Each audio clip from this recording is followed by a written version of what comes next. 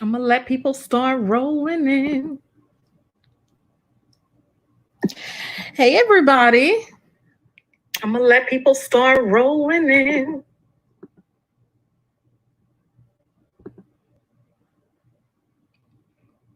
Hey, everybody. Yeah, I'm anonymous today, y'all.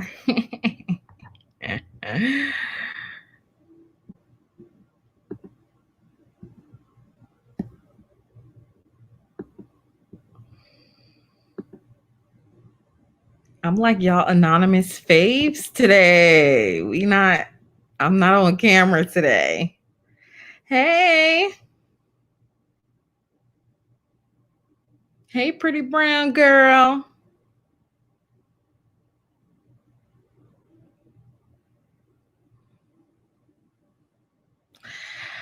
Oh, so this is really a spur of the moment. Because y'all know I've had no intentions of talking about this, but I just thought it was funny. Um,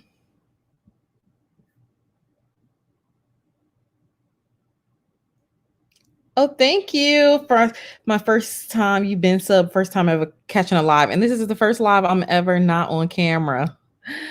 That's funny. Well, welcome. So I did put the link in the chat because I definitely want to hear other people's opinions. So if y'all want to jump in, of course, camera off if you want. I didn't feel like being on camera today, but I did want to talk about this because I just think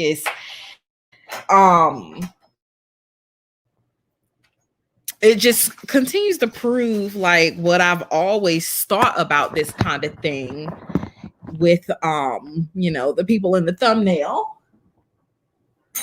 So I'm gonna get comfortable and talk about this, and hopefully some of you, at least a few of you, will join in, click on the link, and then I'll put you all in one at a time to talk about it. But I'll go ahead and start the conversation because I just think it's so funny how all of it, I swear, it's like a dragging of relationship gurus the last couple weeks. I don't know what it's so weird. Like everybody is like getting dragged. Not everybody, that's real dramatic to say, but a lot of people, even some of our faves, are like in the mud this past week. But anyway, so it's just so funny because relationships are such a commodity, and I think that it's no secret that a lot of Black women are desperate for relationships. And I believe a lot of Black women are desperate for relationships because there's no good Black men. Oh, that's not true. A shortage there's a shortage of good Black men, of actually good Black men. Everybody thinks they're good, but not everybody is good all the time. But because there's such a shortage of eligible Black men, and because Black women predominantly only want to date Black men, it becomes a problem. And so Black women are pushed into desperation of some sort. So it's really funny. Like, 0.1% are actually good, in my opinion. I mean, I believe in categorizing everything and everyone. Like, I believe in categories. So I believe there's levels to being good. Are you a good man? Are you a good person? You could be a good man and good person, but not be a good spouse or a good significant other. Hey, Tulip Personality. Welcome, y'all. Age of Aquarius. You think that's what it is? I don't know much about the age of Aquarius or Aquarius, but Darren, what? So yeah. Hey, Love Wisdom Boo. Hey, girl. So yeah, so like I think there is a lot of people, a lot of men can be a good person, but that doesn't make you a good man, you know? And so not that I think nobody is qualified to give relationship advice, but it's like everybody's situation is so unique and everybody's situation is so different. Hey Caitlin, hey Amber, like everybody's situation is so different that it's like hard to give tailored advice, but it's just so funny as things come out about these different relationship quote unquote gurus as they, call themselves and as people deem them to be. And I just think it's rich how they are now being shown as the humans that they are. Now, I do believe the one good thing about Derek Jackson personally is that at least he's been respectful to Black women, more than respectful to Black women as far as his delivery and as far as how he deal with Black women. I can appreciate that. However, I may have followed Derek Jackson for like a few days, maybe 6 or 7 years ago. Like, I don't, for the most part, follow relationship gurus, and I certainly don't follow men trying to tell women what they're supposed to do to be successful, which is the one thing that was, I guess, not like Derek Jackson to me was always cringy because it's like he was definitely, first of all, selling things to Black women, exploiting Black women's desires for a good partner to sell Black women things. And Black women, of course, ate it up. And all of these people are selling Black women snake oil. Like, if you, I don't expect anyone to be perfect, but it's like, that's why it's so important that we start operating as individuals because take the advice. People will give you good advice. You take the parts that you need and you leave the rest. That's like with most things. And so even the things that I say, so, if you're familiar with my channel, then that I preach individuality and I preach doing what's best for you and assessing your own situation. Could a Black woman start a dating advice channel? Would she be taken seriously? I would if she spoke to my problems. Like, I mean, that's what a lot of Black women are doing. That's what, a lot of Black women in the YouTube space are doing, is talking about femininity and talking about leveling up and all that kind of stuff.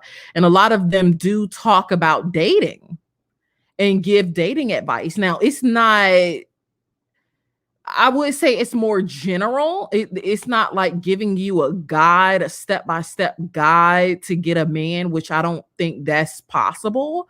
Like, like somebody can give you certain things to do to attract men, but it's not that hard to attract men, especially if you're around men who are attracted to you. So, I mean, and this is not to say I don't think that men have anything, they don't have anything good to say, but it's like, I mean, who do you even listen to in this circumstance? Personally, I don't listen to anybody necessarily. I'll take the advice that I know I can use and improve on and just use that. But as far as it's difficult to say personally for me because a lot of things for me come into play when I'm getting advice from anybody. So what does your life look like? Especially, and that doesn't, for me, that doesn't equal a relationship because there are a lot of people in relationships that aren't happy. There's a lot of people in marriages that aren't happy or that's cheating or that's miserable or overworked, underappreciated. So to me, for me, marriage alone isn't the goal because if I'm not going to get what I want, if the marriage isn't mutually beneficial, then I don't want it. Like, if it's going to be a headache for me, then I would rather not get married. That's just how I feel about it. For me, getting married is not just a solution. So I don't look to anyone's relationship personally as a guideline for how I should be. So, I get the thought behind, married women. If you actually, said the vows and got married, I do understand how it sort of give you a little bit more legitimacy than a single person. But the ultimate goal should be to be happy. The ultimate goal should be to create the life that you want, not to get married. Because I mean, you can marry anybody. You could go pick a bum up off the street and clean him up and get him to marry you. But is that the kind of marriage that you want? Like, I don't want to be married for the sake of being married, being able to flash a ring around. But then I go home and I have to work like a freaking slave and have somebody in my face 24/7, getting on my nerves. All that stuff that goes with marriage. And I'm not saying that I don't ever want to get married, but I'm saying for me, it's not the end all be all. And it shouldn't be the end all be all for anybody, because if it was, the divorce rate wouldn't be so high and women wouldn't be the leading initiators of divorce. So, Jesse said Black women like to hear men give advice more than women. I thoroughly agree with that. Like, it's just something about hearing men speak. And it just, personally, to me, it speaks to Black women's thirst for Black men. It speaks to Black women's thirst for the approval of Black men, for the approval that they're never going to get as a collective. We're never going to get approval from Black men because Black men are under the thumb of white supremacy. And it's nothing we can do about it. They have to want to be different. They have to want to put in the work to change their mindsets. And I don't know why Black women, I've never experienced this. Like, I don't know why Black women put so much faith into men and put so much legitimacy into men. I mean, for crying out loud, this man didn't I think Kevin Samuels, isn't he divorced a couple times or something? Like, come on. The only thing he should be teaching, in my opinion, is what not to do. So he should be very humble in his platform. He should be very I don't know how to get a successful relationship, but I can tell you guys what not to do. I can tell you what didn't work. That's all he can tell women or men, is what didn't work, because that's all he know. And it's a lot of it is very intricate, because at the same time, it's like, even my parents have been married for 30 something years, but that's their marriage. I'm not even going to compare my marriage or my relationship to my parents, because I'm not them. My parents came up in a different time.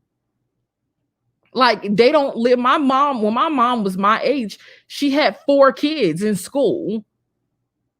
So it's like, I don't understand why Black women, I do understand why, because it's the same reason why Black women mule and baby Black men, because they think that if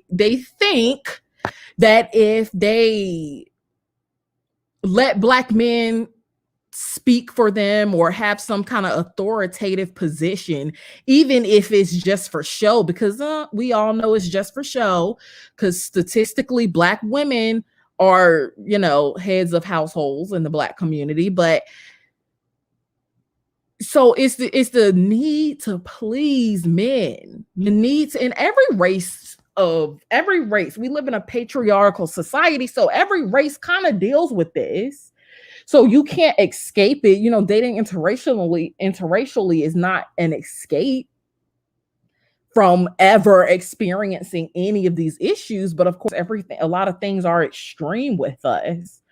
So, and Black women's longing for the approval of Black men is what makes them value what they have to say more. When honestly, and they so bold with it. It's so hilarious that they're so bold with their advice and don't have two nickels to rub together. It's the oddest thing. And so, and it's very cringy. It's very cringy why they like flock to these men's channels. Like, and somebody else put a comment about them being glutton for punishment. Like, and it's so weird. Like, you're not going to talk to me any kind of way. That's just on period. You're not going to talk to me any kind of way. So I don't respond to people speaking to me crazy.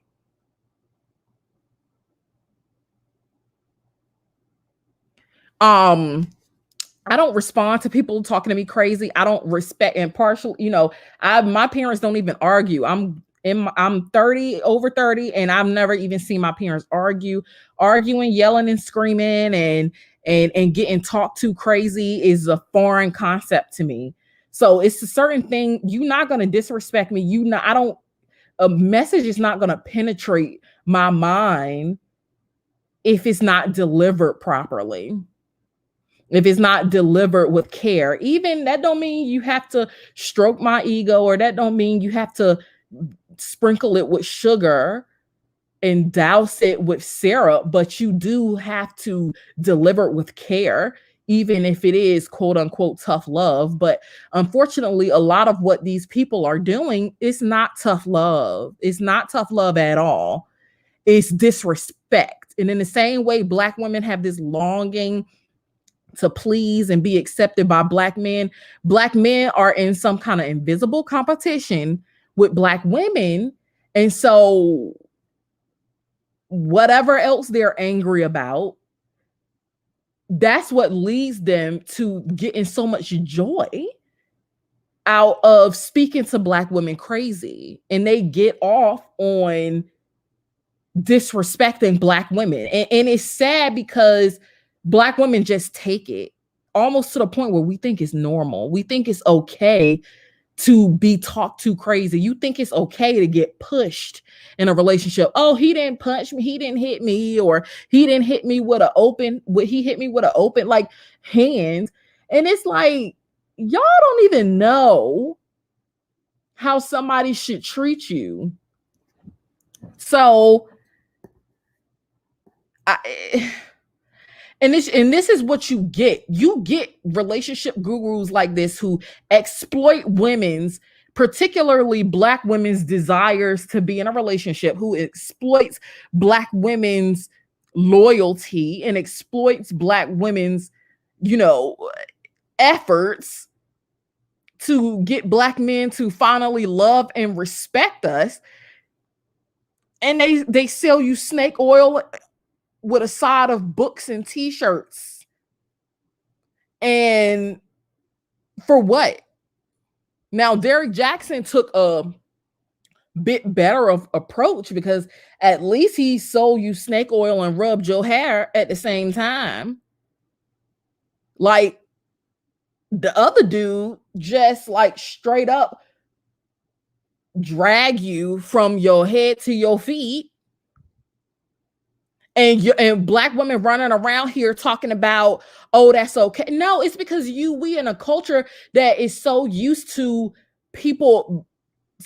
being called a B word and being called I swear, Black men, if they can't do anything, they can find creative ways to disrespect women, and particularly Black women. If they can't find two nickels to rub together, they can't find a job application, they can't crawl from underneath white men's productions in society, but they can find new clever ways to call Black women derogatory names. That they can do. If that paid money, and it does, it's called rap. If that paid more money, they wouldn't be making so little money. And so then you have the other side, people like Derrick Jackson who try to stroke Black women, try to make Black women feel better, who become the enemy of Black men. But what's the difference? What's the difference? Now, all races of men cheat. So him cheating is, to me, is beside the point, because Black women as a collective should have never held this man to some kind of regard to even be surprised if he cheat. He's a man. Like, problem is you have to find a man who don't want to cheat. And it's as simple as that.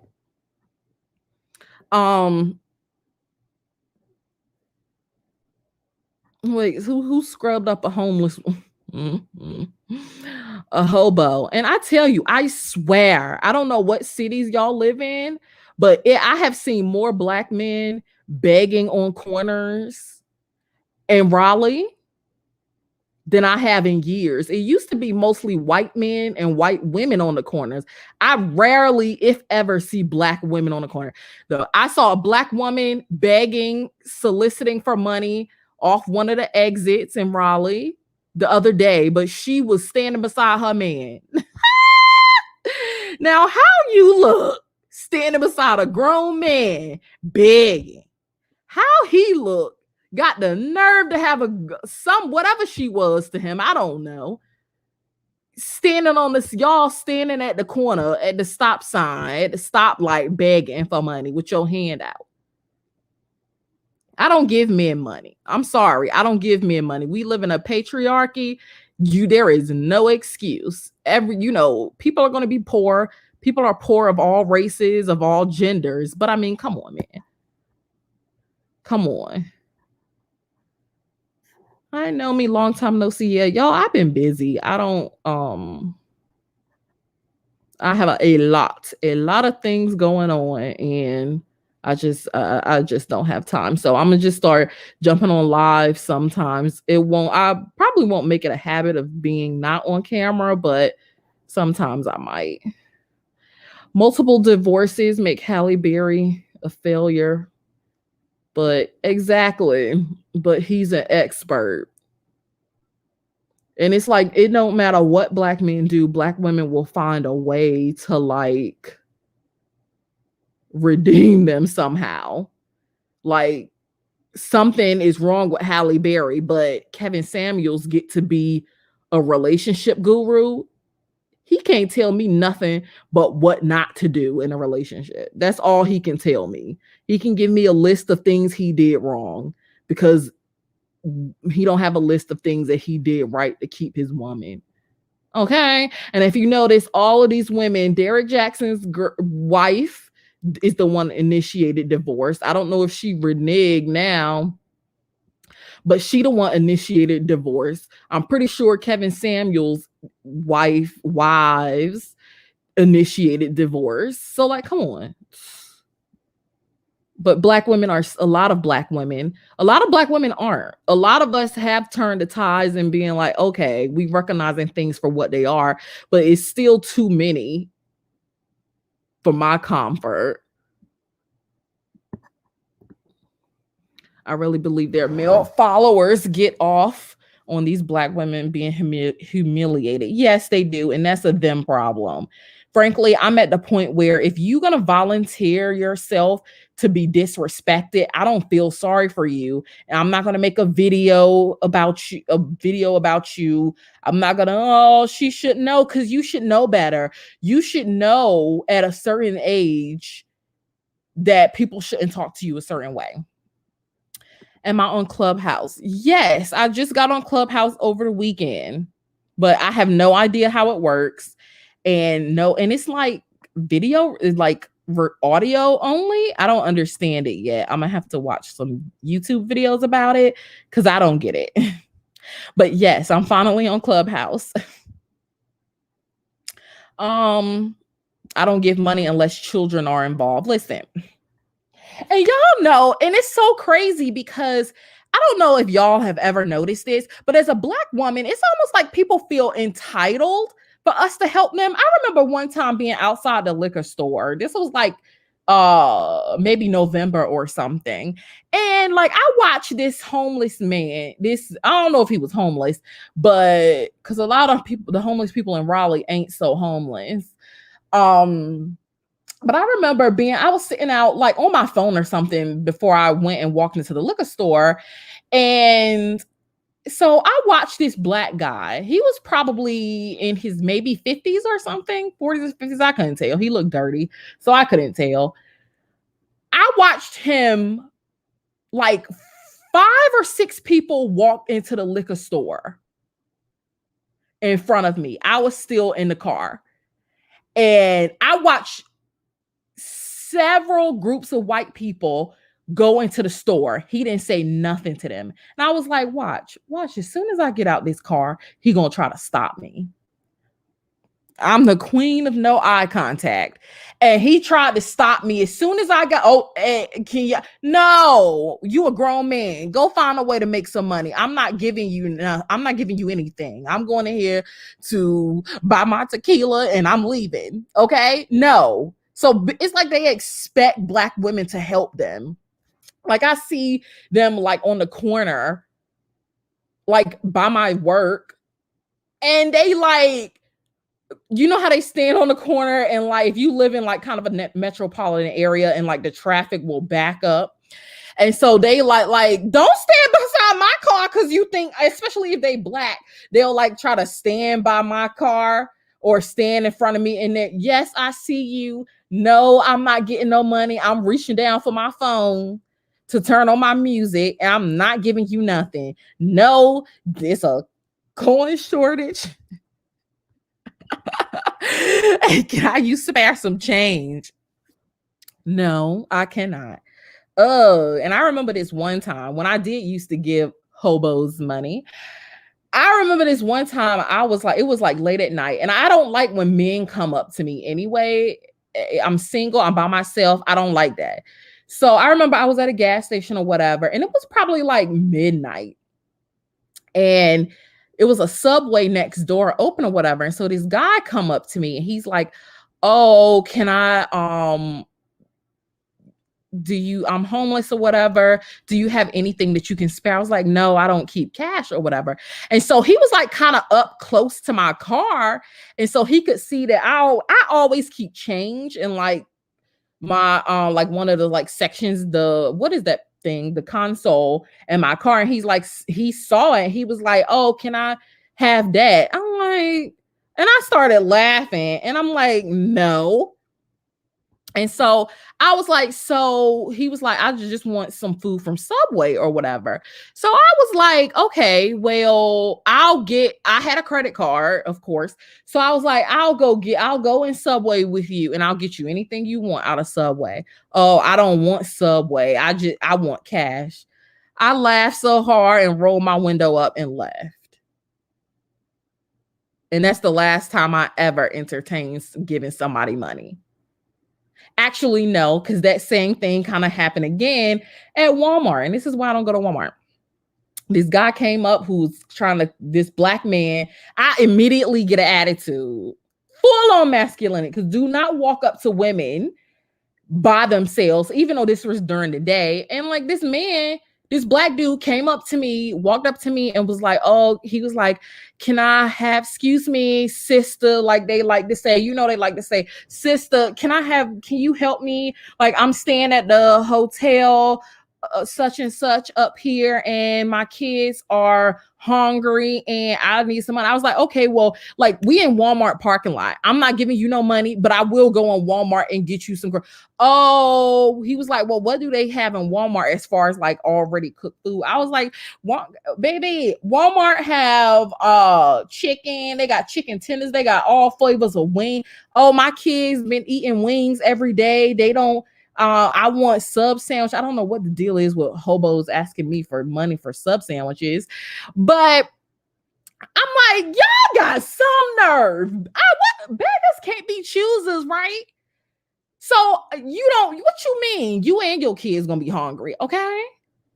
Tell them to lick their fingers, swallow their spit, and be happy because they got a bum for a father, and he should know better. so he can do better. You got the nerve to be begging me for money and you trying to be picky, talking about your kids don't want chicken. Okay, you and your fake kids can go. Anyway, Walmart got subs.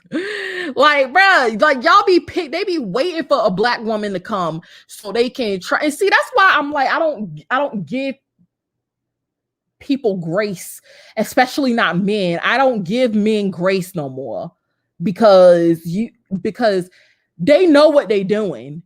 You coming up to black women because y'all know black women are nicer. You know black women are more willing to give you what you ask for. They're going to have the black community guilt. They're going to feel sorry for you as a black woman. Well, this black woman don't feel sorry for you, and I'm not going to pick up a penny off the ground to give you. I'm not. Because then as soon as y'all get some money, guess where y'all go? Elsewhere. So, right, like giving, no. You a big old grown man asking me for money. Like, get out of here. So they know what they're doing and they trying to take advantage of black women's kindness. No.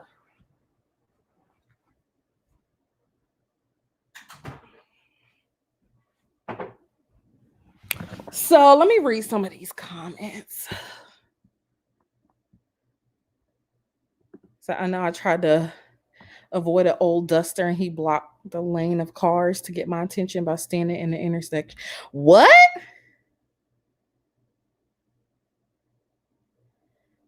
He would have got ran over. Sir, do not try me. Try Jesus, please.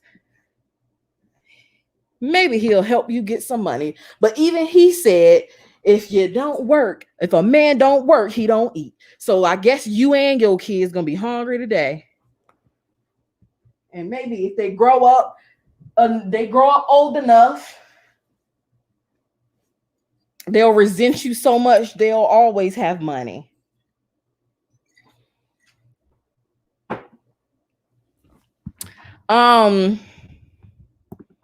Hey, uppity, they're scamming. Yes, they are, because they know exactly what they're doing. And these are a group of men that black women are waiting to have all the answers of how they should. Like, come on. You can do everything. As you can see, it doesn't matter what you do, how many hoops you jump through. You're never going to win at a game that you not giving the rules to, you're giving the wrong rules, you sabotage the whole time, and that you just simply can't win. There is no outcome in this space and time for black women to win with black men. That's it. That's all. Like, you're never gonna win. We're never gonna win. Is no nice way to put it.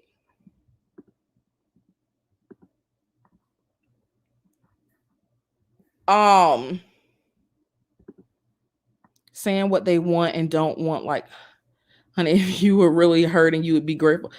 Right. And you got the nerve to be being picky? Excuse me? They happy to call us attitudinal, ugly, and mean. They need to ask their exactly. Go ask Becky and them. Go ask Maria and them. Go ask them for some money and see how far you get.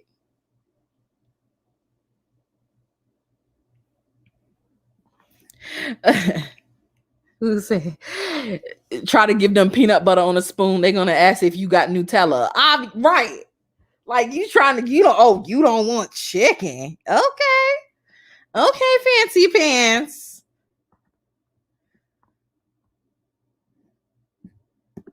And it's so crazy. They are so entitled to black women's support. And then if you are black women who don't support them, who don't like care, it's just so disgusted and so surprised. And also low-key turned on because they ain't never seen it before.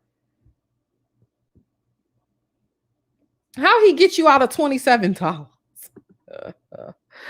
Wait, that was it. How he get you out of $27? He was asking for money for his mom's medicine. Cause they don't do that. They don't they'll skip right, they'll watch white people walk right past and wait till the black woman come to ask. No. And I'd be happy to say no. Better yet, I don't even say nothing no more because I act just like I don't see him. And don't let the sun be out because I'm gonna put my shades on while they talking. Huh? No. Yeah, when I was young, I used to give all types of people money. I ain't giving white men money because it ain't no excuse for them either. I'm not giving black men money because I'm not, and nobody else either. And maybe if I saw more black women begging, then I would give them some money. But I don't see black women begging. The one black woman I saw had a man with her, and he was the one doing the begging. So you got it, girl. But she doing better than me, I guess, right? According to the black folks, she doing better than me because she got a man. Don't matter why. If she's standing on the corner with him begging, she got a man. So it don't matter. So they listen to people like these so-called relationship gurus because everything, even though like you're asking, it's not logical to ask the person how you're asking black men what to do to get them. You know they just gonna tell you everything that they want, right? Like they're not going to tell you what's actually beneficial to you, what's going to actually get you the result that you want. That's why black women are on a roller coaster ride, twirling around in circles, trying to figure out why they're not winning with black men, because it doesn't work if you baby them because they're angry and they resent you. It doesn't work. They're mad when you don't give them anything. When you start putting yourself first, then they upset because they in shock. Nothing is going to make them happy because ultimately they don't want you. What they want is what the white man created, not because their creation is trash. So it's no winning. It's no winning. So I don't know why a lot of us are still even trying to play this game. Right, but you don't got a man. Like, it's so crazy. It's so crazy. I hope you happy with that because, I mean, how many times have we seen this statistic floating around in these videos about how black women are on par with white women as far as making money and staying out of poverty and uplifting ourselves out of poverty until we get entangled with black men and riddled with their children. Like, come on. Right. I'm losing. Like, I can't talk about nothing. I don't know nothing because I don't have a man.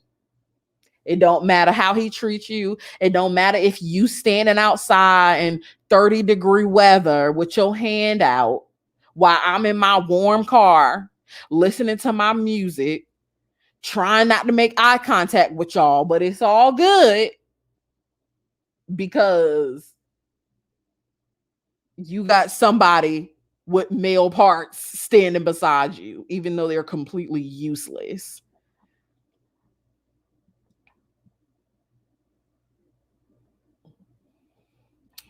And it's so crazy that so many of us have stories like this.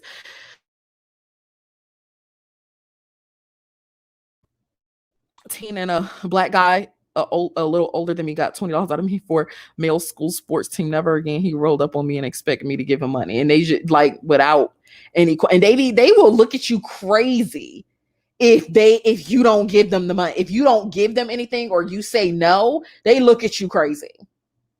Like they feel so entitled. And all men feel entitled to some degree because it's a patriarchy. But the entitlement of a group of men who collectively does nothing for their women, but dig them deeper into poverty and make them single mothers. Come on. You want money? No.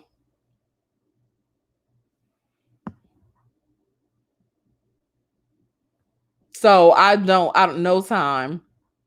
I have no time. And that's why we have to get to the place where we aren't desperate, where we aren't thirsty for men. Because you're going to lower your standards, you're going to accept anything, and you're going to listen to every word, you're going to hang on to every word that these people say, and then you're going to get abused in the process. Because I still it don't matter how many different women on YouTube tell Black women that this is not the way, that these people are not speaking to your benefit. It's not okay to be talked to like that. It's not okay for you to be told that you're average at best, when that girl that he called average at best, if she started dating white men, she would be considered a 10 or something near it. But we steadily trying to play a losing game, a game we will never win in. And too many of us are still trying to play that game, and it blows my mind in all the wrong ways how we try to play a game that these men know we're never going to win.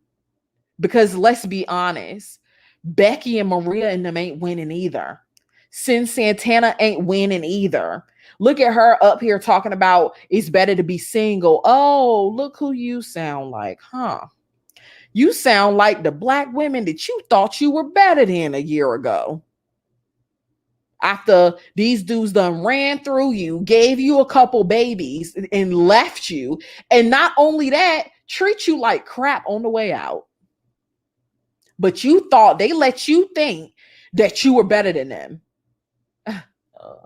If they can't do nothing, they can do one or two things: find creative ways to disrespect women and find new ways to run out the door and be mean on the way out. They can do that. And they can make women single mothers. They can do that if they can't do nothing else. But they got people in there that mouth game is good too.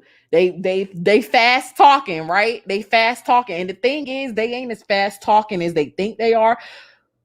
A lot of women are just allowing themselves to be succumb to manipulation because they're so thirsty and desperate to get the approval of men that they are pretending. But we know when somebody is trying to play us. We all hear that still small voice. We all have that feeling in the pit of our stomach when we being lied to, or when something don't sit right, and something don't feel right, and we ignore it. So it's not that they so clever and so smart and manipulative, is that we allow ourselves to be manipulated, which is one of the biggest things that I talk about on this channel, which is taking your life into your own hands. Take responsibility for whatever. We all made mistakes. We all did dumb stuff for dumb dudes. But it comes a point where you can't use that as an excuse anymore. So if y'all want, if anybody want to jump in, you can just make sure your camera is off. And I put the link in the chat if y'all want to throw in your 2 cents about this. If you want to go on a little mini rant about it, uppity, if you want to join in, if you have anything to say, or love wisdom, anybody, if you have anything to say, the link is in the chat so I can see, so I can get y'all opinions. Hey, cousin. My cousin in the chat, but I ain't telling y'all who my cousin is. Okay. Hey, pretty girl. Hey, oh my God, I was hitting that link before you even said my name. I wanted to rant so bad. This has brought back so many memories, Danielle. We were in the chat, literally, Danielle, vibing about Black men on corners. I mean, I'm from Seattle. You from where you from? Sis in the chat is where she from. We are all over these United States, telling each other the same story. Yep. Telling each other the same story of the same hobo who let every white person pass them, every Latina pass them, who is so much better than us, and then is going to ask us not just, oh, can I get a few dollars, but like, yo, you know, my mama needs this medicine and her insulin, and I need like $27, and we gave it up. All of us, we gave it up. And then they're like, oh, these bitter old Black. I'm like, dude, you took advantage of our kindness. And when there was a grown man walking past, and when there was a family walking past, and when there was a man and a woman and a child walking past, you left them alone. You came to us, the women who are alone, who have no protector. You brought your big man ass over to us to intimidate us out of our money and to rely on our femininity and compassion to pay your way. Exactly. You asshole. You asshole. Danielle, all of us, we're literally sitting there in the chat. You know what that means? When all of us can sit up there and have this conversation, that means that is enough information and enough geographical locations to create a narrative, Danielle. Right, because we're all over the country. We literally are. Like shout your place out. Let me go click on the comments. Shout yourself out. You from Raleigh, North Carolina? I'm from Seattle, goddamn Washington. Where are you guys from? Put your cities in the chat. Put your cities in the chat if you experience people asking you for money, particularly like it's so crazy. It's the same thing. Like I watched this guy walk past, two white couples walked in before me and he didn't say anything to them. That's two people. They have more. I'm pretty sure they have more money than me. Danielle, I was in the chat writing about a legless man. This man had one leg, kicking it. All right. This guy had one leg, two crutches, and he would be out there every damn day. And I mean, I would look at this man and I would cry when I was in my teens and early 20s. Mm-hmm. And when he asked me for money, I felt bad that I didn't have any. And I had given to him before, but I was like, well, I have a card. Are you hungry? And I went and I got him some Subway. Danielle, you tell me why in the next few days, because that was his spot and it was my spot because it was my hood. So I saw him all the time.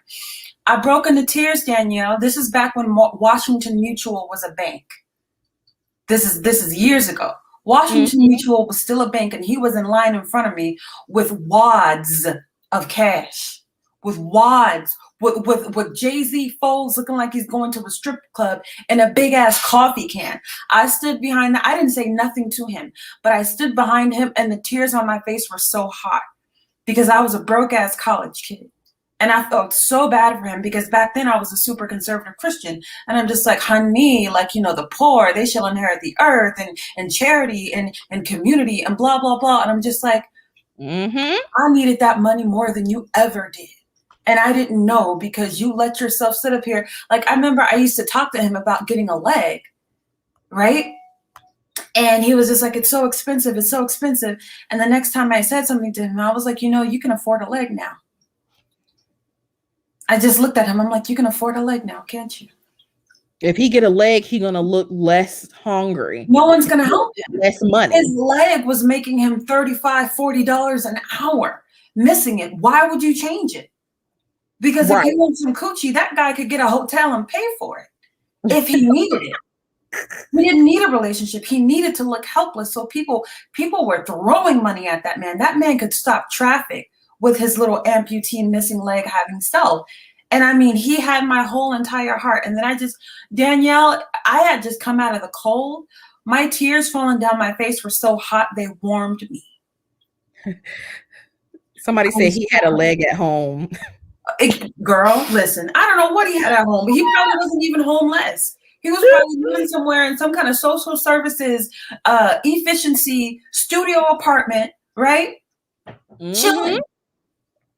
No car around. He probably lived walking distance from where he was at, which was an expensive place to live anyhow, because it was in the middle of the inner city. Yep. And I saw last weekend, I was going to one of my friend's house in Durham. and I was getting off on the exit off of downtown Durham. Mm-hmm. And this old white lady in a wheelchair was on the corner. When I say she had a wad of cash, I took a picture. It's in my phone. I was geeking. Like, I was like, is she serious? I guess this was the end of the day. No, matter of fact, this was like noon. The average panhandler in America makes $25 an hour. Now, if you add to that white or you add to that amputee, I've seen people, because we got it bad. When I talk to you about meth and heroin in a place as white as where I'm from, Danielle, we got it bad in the Pacific Northwest. Well, our whole infrastructure is being torn up by people on meth and heroin and things like that. These people have their kids on the corner now. There will be little white kids with disheveled hair saying, all I need is a backpack. And I mean, just money. And sometimes their moms will be out there with them, or they'll have their kid who's in a wheelchair out there. Yeah. I saw that in Greensboro a couple weekends ago. Come on, man. I saw a family. It was a family. They had 2 young kids, a girl and a boy, and the dad was outside playing in a shopping center. The dad was outside playing like a guitar or some kind of instrument, violin or something. And he had his kids out there on the corner, like they picnicking on the corner. It'd be cold as hell. It'd be cold as hell. It'd be night as hell. I'm like, it's Seattle. This is the city where it rains for 9 months out of the year. It'd be cold as hell, and they'd be out there having their kids out there, or the mom will go into, the car that they claim to live in. Something like this. I'm looking at the chat, Danielle, and I see Washington, D.C. I see the East Coast. I see Philadelphia. I see Cleveland, Ohio, Atlanta. I see Dallas, Florida, NYC, Cali, Connecticut, Jersey. I mean, and we're all telling the same story of a grown Black man coming up to us and taking money out of us like they expected, literally targeting Black women, because everybody expects us to. Ain't that a? I was about to say the B word, but this monetized channel. Ain't that it? You got these people who complain all day, who say we're the root of every problem in the African American community, and then when they need to reach out their hand to someone, they don't even reach out to their brother first. They reach out to the Black woman. Help me. You got grown men who have other grown men around them, but they're reaching out to women first. You're coming to our cars. You're coming to the aisle I'm on in the grocery store. Yep. And I walk right off. And they talk your ear off, and they won't walk away. And they're so aggressive. And it's almost like sometimes, I mean, I can't call it money rape. Money R, because you don't want to say that word on YouTube either. But it's like, you almost give it to them because you want them to go away. Like, maybe you can't even afford it, but you're scared.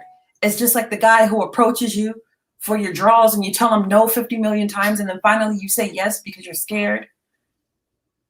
It's like, dude, just here. Just please leave me alone.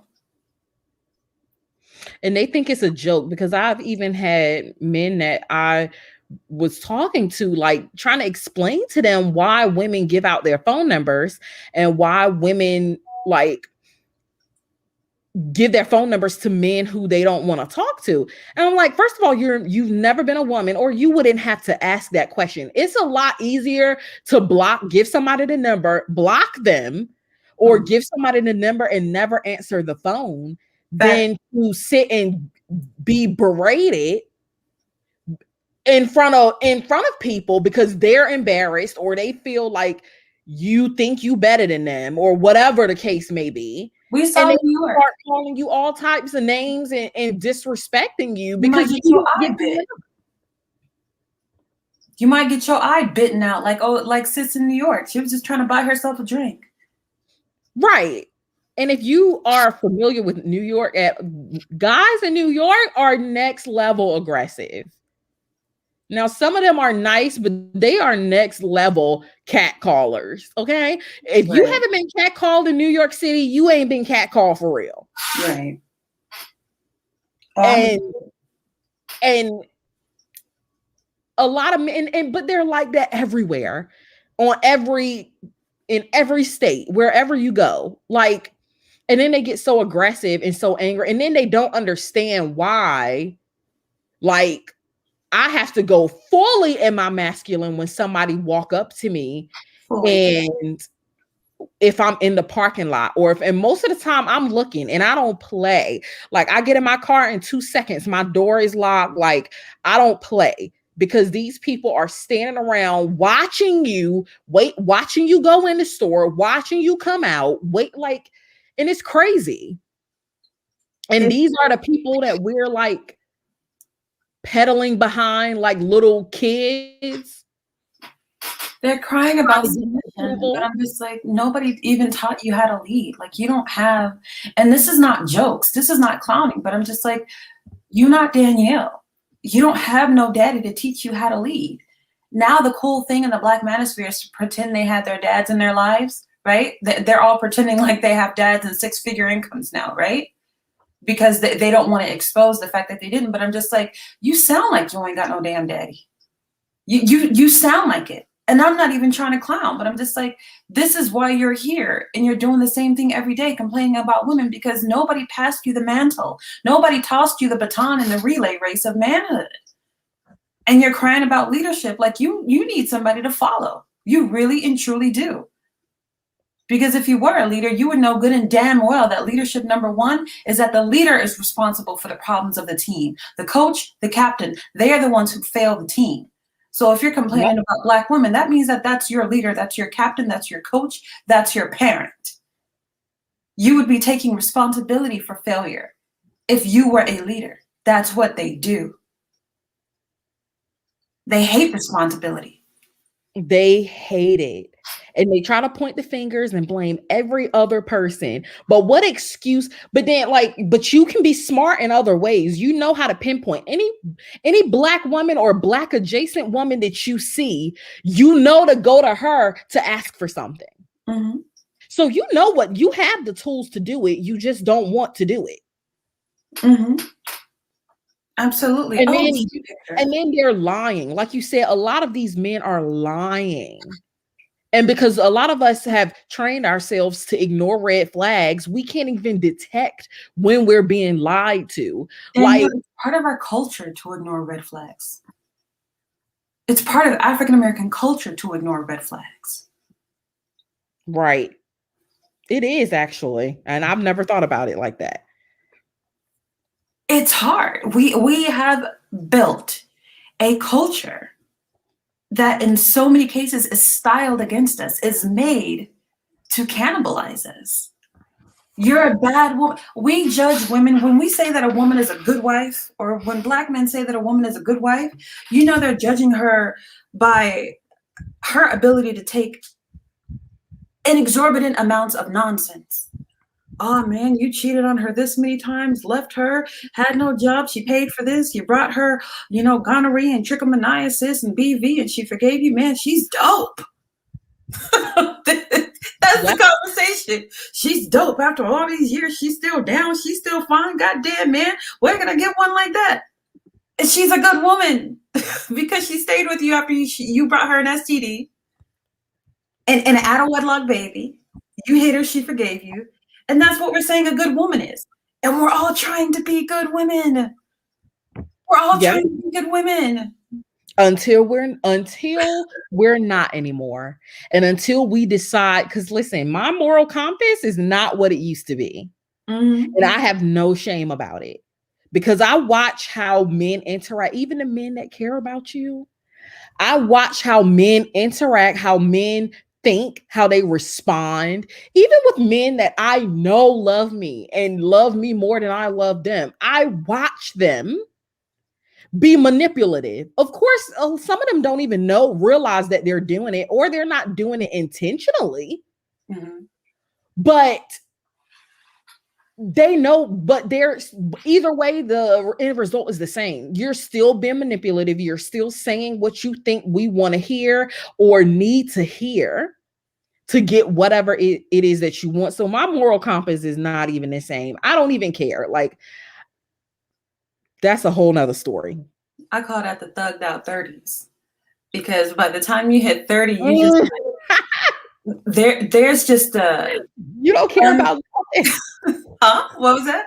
I said you don't care about anything. No, it's a new mentality. I thank God for 30s. I feel like that's why they keep telling these women, these, I don't know if I can say his name, Devin Daniels, on your channel, but that's why they're telling these women, oh, you've hit the wall past 25, because 25 is the beginning of the death of naivete. It's the beginning of the end for that BS. After 25, somebody hits you up for $27, at 3 a.m. at a gas station for their mama's insulin, and you see them buy some heroin. That's the end of it.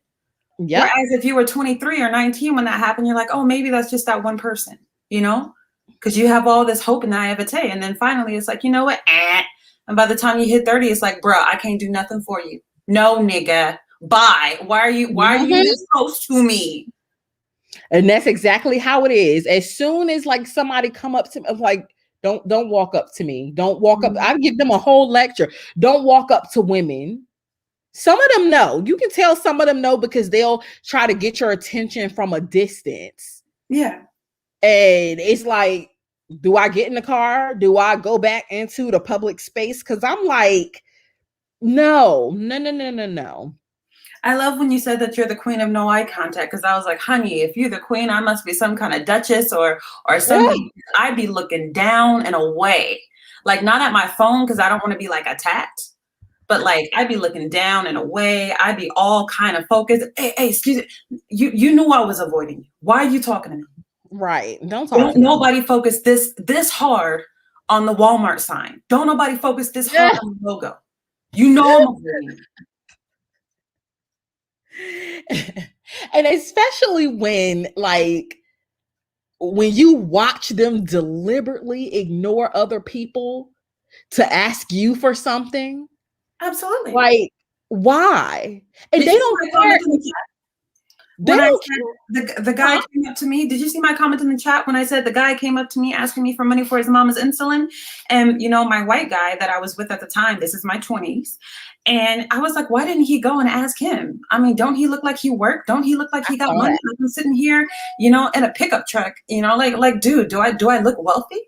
But I'm just like, when my partner got back in the car, he was like, you're a mark.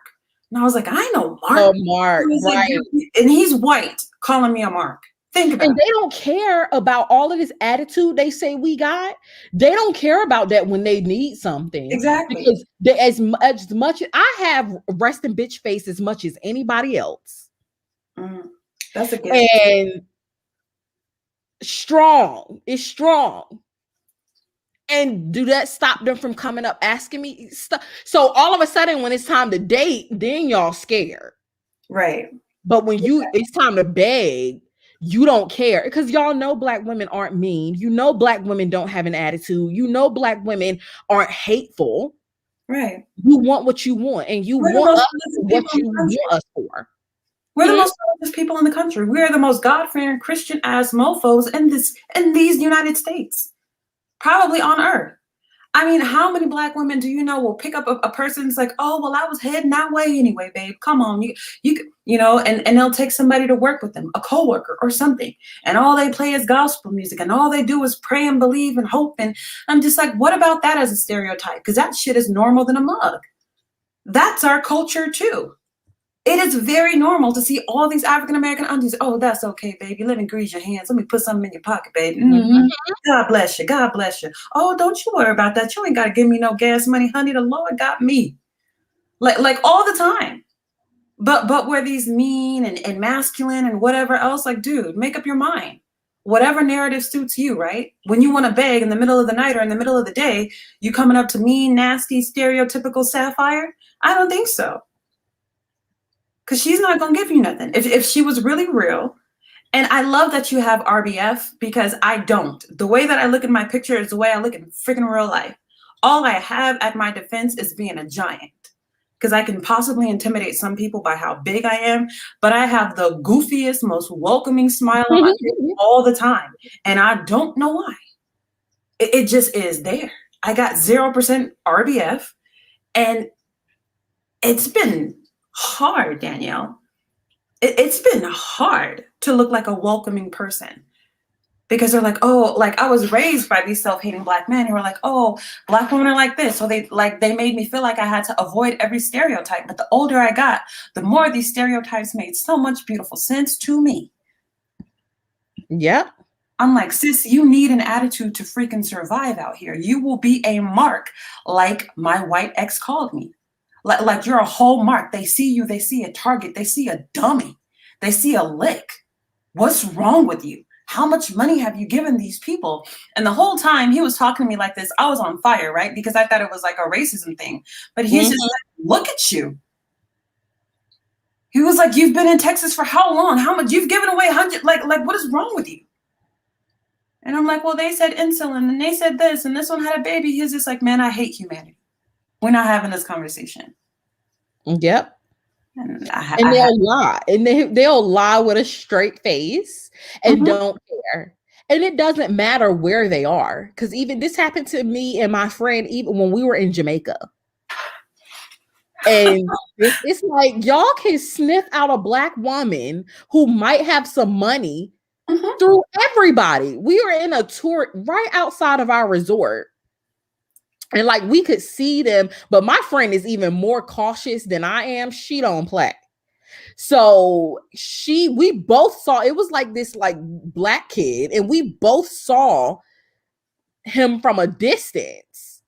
And we were both like watching and stuff. I'm like, y'all really do try to spot the first Black woman you can see and that you could find to put your hand out. And Light and Airy had I put her comment up that says a random man asked her to watch his at a gas station at night. Oh my God. And then got mad. This is the one who needs submission. This is the one who needs to be your leader. This is the one who needs submission from Black women. Somebody who's going to leave Light and Airy with a baby. Light and Airy could have trafficked that kid easy. Easy. I mean, Light and Airy baby with somebody. And he probably would have left. Who knows? I cannot. I want to know if the baby was the baby in the car? Was he expecting you to like stand out by the car? Like what? Like I can't. Light and Airy, can you come up? Can you talk to us about this? I need to know if the baby was in car seat, back seat, toddler.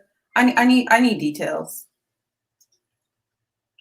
Gas stations at night reflect the worst of humanity. Worst. Like, and it's so crazy how they think like what you want me like. It's so many scenarios I could play in my head that's wrong with that. Like, hold on, I'm gonna add the link up here. Like, you want her to watch your kid. You want like you trying to get your kid trafficked. You trying to traffic her. Like what? You feel comfortable with a total stranger to watch your kid? I can't. Yeah, and then got the audacity to get upset when she don't want to. Fun fact, if she was white, he wouldn't have been upset. Oh, well thank you, ma'am. I appreciate you. He would, or better yet, a white woman would have called the police or would have called CPS or something.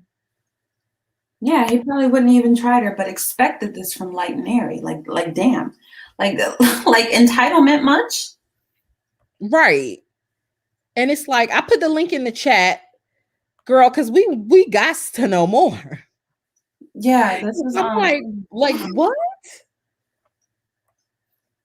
But it's super masculine. I don't know how to really defend in a feminine way. I don't think they don't deserve for you to defend yourself in a feminine way. Absolutely not. Sometimes you have to defend yourself in a masculine way to get them to leave you alone. Because sometimes that feminine stuff, they see it as cute and feisty. Sometimes you have to put bass in your voice. And it's sad because I'm just like, they're mad at us for being masculine, but I'm like, y'all make us have to be that way. If we get on a public freaking subway or a bus or light rail and we're wearing a cute pink tutu and some tights with a pretty bun, you get off there, it'd be a train, a rape train ran on you before you even get off. because they, for some reason, think that whole outfit, even though they've never seen them, you wore that outfit for them. Just for them. That is the crazy. That's why I finished your sentence. Like I finished your sentence because I knew what you were going to say, because it's that much a part of the culture. For some reason, they think you are dressing for them. I remember I was walking down the street one time and I was mad, so I was in a hurry. And this guy slowed down. He was like, bounce it for me, damn, blah, blah, blah. And I'm like, I didn't know if I wanted to rip my head off and give myself peace or to rip his head off. But I'm just like, I didn't know who this guy was, where he was coming from, but I was literally like marching down the street trying to get to my apartment. And just bounce it, girl. Like Mary. Hey, hey. The gas station, the baby. Y'all, I was so surprised. So I was coming from downtown Louisville in Kentucky, like the middle of nowhere. And I stopped to get gas before I made it home. So as I'm pumping the gas, I see the guy like in his car looking at me. So I'm looking like, okay, make sure he's not about to like snatch me up, right? So when I get done pumping my gas, he starts to get out the car. So I hurry up and put the handle back and I hop in the car and he started walking over. So then I like cracked my window and I was just like, what? And then he's like, I was just gonna ask you, can you watch my baby? And I was like, yo, baby, because I was confused. I'm like, what are you talking about? And then he's like, yeah, she in the car. And he had like an attitude, like a whole attitude with me. He's like, yeah, she in the car. And I'm like, yo, baby. And then he's like, yeah. He's like, I'm just about to go in and pay for my. And he was so right? No, for real. I was like, I was like, what? Because like I said, he watched me pump my gas like the whole time. So I saw him looking back at me like, so I'm like, okay, this dude is like something, right? So then I'm like, yo, baby. He's like, yeah, she's just in the car. I'm just about to go in and like pump pay for my gas, right? So I'm like, yeah. He's like, never mind. You act like I'm trying to talk to you or whatever. And I'm like, you were though. Like, and I just drove off. And I'm like, what if your baby mama like came up here and was tripping? Then I gotta fight her. Like, I ain't got time. Like, you don't know me, sir. Like, but I looked in the back seat. I saw like a car seat handle, but I don't know if it was an actual baby in there. But I'm just like, dude, like, you could take the car seat out and go. It take like 1 second to, ask to pay for gas or whatever. But yeah, y'all, he asked me to watch his baby. I was like, what? So what was he doing the whole time? You said he was watching you the whole time. He was watching gas. Like our cars were facing the same way. So our front ends of our cars were facing the same direction, right? So I'm like really observant. So I was watching, like when he pulled up, I looked over and was like, okay, it's another car. Why would he park right next to me at night at the gas station? I'm like, what is he doing? So I was looking at him and he was just looking like back, like past his out his back passenger window. He was looking at me through that window like the whole time as I pumped my gas, and I was just looking like, okay, I see you looking, like, what do you want? And then as soon as like my gas pump clicked like it was done, he started opening the door. So I like hurry up and put it back. And then that's when he started walking over and I jumped in the car and locked the door and I was like, what? Like, I'm like, what do you want? Like, dude. But yeah, and I work in law enforcement too. So I'm like, dude, I don't want to have to like, do nothing out here. But yeah, it was just like, I was like, oh no, what do you want? Like I cracked the window. I'm like, what? Before he even got close to my car. And he was like, oh, I was just gonna ask you, can you watch my baby? I'm like, dude, I don't know you or your baby. Like I could just kidnap her. Like, I'm like if my man, like I don't have no kids, but if I found out my man was like out here just letting randoms watch my baby, like whoop his ass. We gonna have some problems. Okay, like I'm like, baby mama pull up. Like, no. I was like, this is unacceptable. And like it was just crazy. He could have. That look, I'm like, I literally saw you watch me, like, and my tank was on E pretty much. So I'm like, you just watch me like put my whole take a gas. Yes, like I was like, oh no. And then the way he got an attitude when I was like, yo, baby, like because I was confused. Like I was like, what did he just say? Like, I'm expecting like, hey man, I'm like, can I get your number? But he was, can you watch my baby? I was like, yo, baby, like what? Like that's I was just Jeffrey Dahmer question, bro. Like, right. That's what you guys know him from the Pacific Northwest, from where all the Gary Ridgway, Jeffrey, all the serial killers come from my hood. That's a Jeffrey Dahmer question. Like I know a woman because he had a type. He liked petite pale women with dark hair, brunettes. he would wear crutches and a cast and throw his keys under the car and ask women, like, can you help me get my keys? And, you know, this woman was Arab, right? And, you know, she's like in her like late 50s now, but at the time she was a young woman. She was like, you look like you do this every night. You got this. You don't look like this your first day being crippled. No. Exactly. Like, figure it out. Like, that saved her life.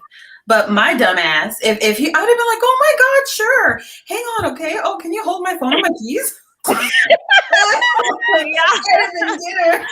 it was like, I feel like if it was more people, it was daytime, but like it was literally like, this was in the winter, so it was kind of dark outside already. It was like 8 p.m. and like I'm like, dude, like I don't know you or your child. Like you can go in there, rob the gas station. Now I'm an accomplice child. I'm not going to jail. I'm snitching. Like no, like I was like, no, I don't know what you about to do. Or what if he just like disappeared and I'm stuck with this baby that he done kidnapped or something? Like I don't know what is going on. Like I was like, I cannot. The attitude that a whole attitude, like dang, you would have heard him. He was like, "Yeah, my baby," and I'm just like, "What?" Because I was like that's normal. Like you act like I'm trying to talk to you, and I was like, "But you were like." Because who even said that? Like, who even said that? Bro, like I was like, I cannot. Like this is unacceptable. Like, do you understand that it's not normal to ask a stranger to watch your baby for you to be talking about it? Listen, like I said, I don't have no kids, but I can't even imagine. And I'm like, Lord, I don't know what the situation is. Like, even if he had a baby, which I don't think he did, like what? I don't know. What if he kidnapped that baby? Like, I don't know what is going on. Now the cops pulling up on me. Like, I ain't got time. Like, now I gotta explain. And they wouldn't believe your story anyway. Exactly. Sure. Like, this is a random baby I don't know, sir. Like, no. Like, they'd have been like, she's a liar. right. And then I'm in jail. Like, no, we cannot. Like, I cannot. Yeah, it was ridiculous, y'all. How do you think he was sizing you up? Because I can see, like, from your photo, you're obviously an attractive girl, but more than being attractive, you don't look like you do drugs. You don't look like you do too much partying. You look like you have really.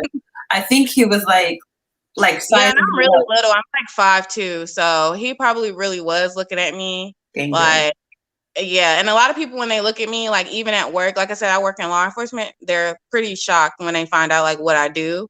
So like. I think that he was sizing me up, but he just didn't know I was like, oh no. Like I was in that car in like a second. Like I was like, oh no. Like, I was like, what do you want? Y'all, it's ridiculous. And it's like so many things wrong with that scenario. Like I just go on a whole tangent in my mind about like what he could possibly, what plans he could have possibly had.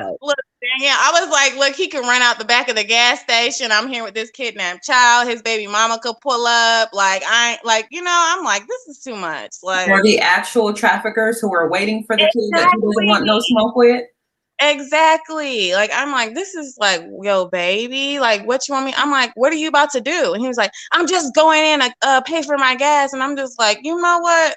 You asking me for a favor, not you trying to get an attitude with me, sir. Like, and I irked off. I irked off so fast because that's not my child, not my problem. If it was a child in the car, like, no, sir, don't get no attitude when you asking for help. Like, no. That's what they do with us, though. People get an attitude, and I've noticed as that's just a thing with Black women, with everybody.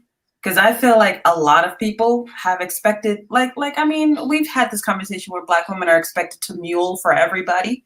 So it's not just the Black men who do this to us, even though that's a topic of conversation. But I've been done like this by gay white men.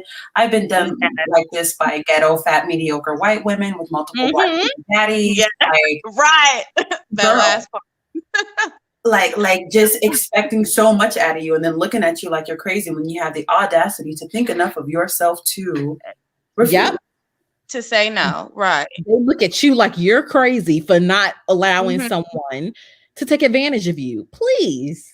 Right. And sometimes I feel like we're too empathetic. Like, I told my cousin, I'm like, we need to start learning how to say no. Like, it's okay to say no and not give an explanation. Like, you don't need to say no because I got to do. Just say no. Like, no. Like, that's our response to being abused so much and to having our boundaries crossed all the time. We tell people no and explain the hell out of ourselves. That's literally a trauma response. I had told myself all in my late 20s, nope, never again, never again, never again. And I kept getting punked. And that's why I was talking about these thugged out 30s that I'm living for right now. Because there's just something that comes over you where you're just like, try me. And then what? I don't care. I don't care who thinks I'm nice. I don't care who thinks I'm mean. I don't care how you feel about it. I'm about to go home, scroll through TikTok, eat this little Snickers ice cream bar. Like I got zero rhythm for you, homie. I don't care. Yeah, I'll be there next month. So I'll be in the 30-30 club next month. So I can't wait. I'm telling you, it is a tangible change, sis. Like you can feel your mentality. And it's freedom. Because I feel like you're like in your 20s, you're so naive. And then like once you hit 30, you're like, okay, I'm ready for like a new chapter. I got some wisdom now, got some experience. Like, yeah, I'm so excited. 30s is a beautiful thing. And I feel like men try to distract us from that. I was telling Danielle that earlier because you have these Devin Daniels of the world who are telling us like, oh, there's this wall at 25. And I'm just like, no, that's the beginning of the end of naivete at 25. That's when that brain is developing and you understand F-ish when you see it. And they want to be able to abuse and take advantage of vulnerable women. And the less vulnerable you are, the less likely you're going to be to put up with their nonsense and to put up with abuse. They need you not to have boundaries. And when you express boundaries, all of a sudden you're a B word or disloyal. When in reality, you just learned how to have healthy boundaries. Yep. Right. Yep. Boundaries. And this comment says, this is why the mammy trope is so damaging. Everyone thinks Black women are built for nothing but servitude, and Black women are taught to treat Black men like gods. So they think is our job. Yeah, 1,000%. And the I feel like they feel entitled too. You say what now? I'm sorry. What was that? I said I feel like they feel like they're entitled to us. Like, have you ever been turned down and then they like curse you out or something when you say no? Like you turn them down and then they curse you out. Like that is ridiculous to me. Like I'm like, okay. Yep. Like they're offended that you don't want to, and it's so crazy because, and I know a lot of men are like this and is a part of the patriarchy, but it's so crazy. Like when you get older, that's why I agree with you, Uppity. Like when you turn 30, it's just like a light switch at some point. It's like you are way more secure. You know what you want. You know what you don't want to some degree. Of course, some is, it's not 100%, but like, it's just different. It's not the same as your 20s. And so, like you said, I feel like a lot of this, you hitting the wall stuff is to distract Black women and women in general from enjoying their 30s and from enjoying their lives and feeling like we should be the one running behind and chasing men and trying to act like feel sorry for ourselves. No. Here's the deal about the 30s. That's something that is really beautiful. In your 30s, you're lucky enough as a Black woman to still look like you're in your 20s, but your energy has changed and you wonder why. See, you might look exactly the same, but you'll notice less men will try to run you off the road in their car. Because like at first, you're in your teens and 20s, men will run past traffic lights, try to bully you into their car, bully you into giving them your phone number and all other kind of sexual harassment that they think is a compliment. But that 30 energy will slow them the F down. Yes. They will still care and still want you, but they're not about to approach you in that way. They approach you a lot more correctly when you have that age aura. Oh yes. And I think about the stuff that I dealt with in my 20s, like with men's aggressiveness and like giving, like, no, like I rarely experience, granted, I'm not around a lot of Black men or men in general like that, but definitely not around that kind of Black man. Like I rarely, if ever, experience that kind of aggression. And sometimes you can see them looking, but they won't say anything because you give off that energy. Right. I feel like, no, like, don't even try it. Like, right. And you can be smiling, you could be looking at your phone laughing, and they just know not to try. Like, shit ain't it. Right. That 30 energy on a woman is mighty. I call the 20s the second puberty. Like, it's the second leg of adolescence. Maybe it wasn't 100 years ago, but it is today. It's a different world that we're living. Time is flying past us, right? So we might, I mean, sometimes you still think like you're, you know, whatever in your late 20s, and in reality you're in your mid 30s because time is flying by. But like, I feel like 30 is the actual age of maturity for a woman, where you finally get it. It doesn't mean you're not going to make mistakes, but like you finally have a good head on your shoulders. Yep. Yeah, I agree. And men are afraid of that.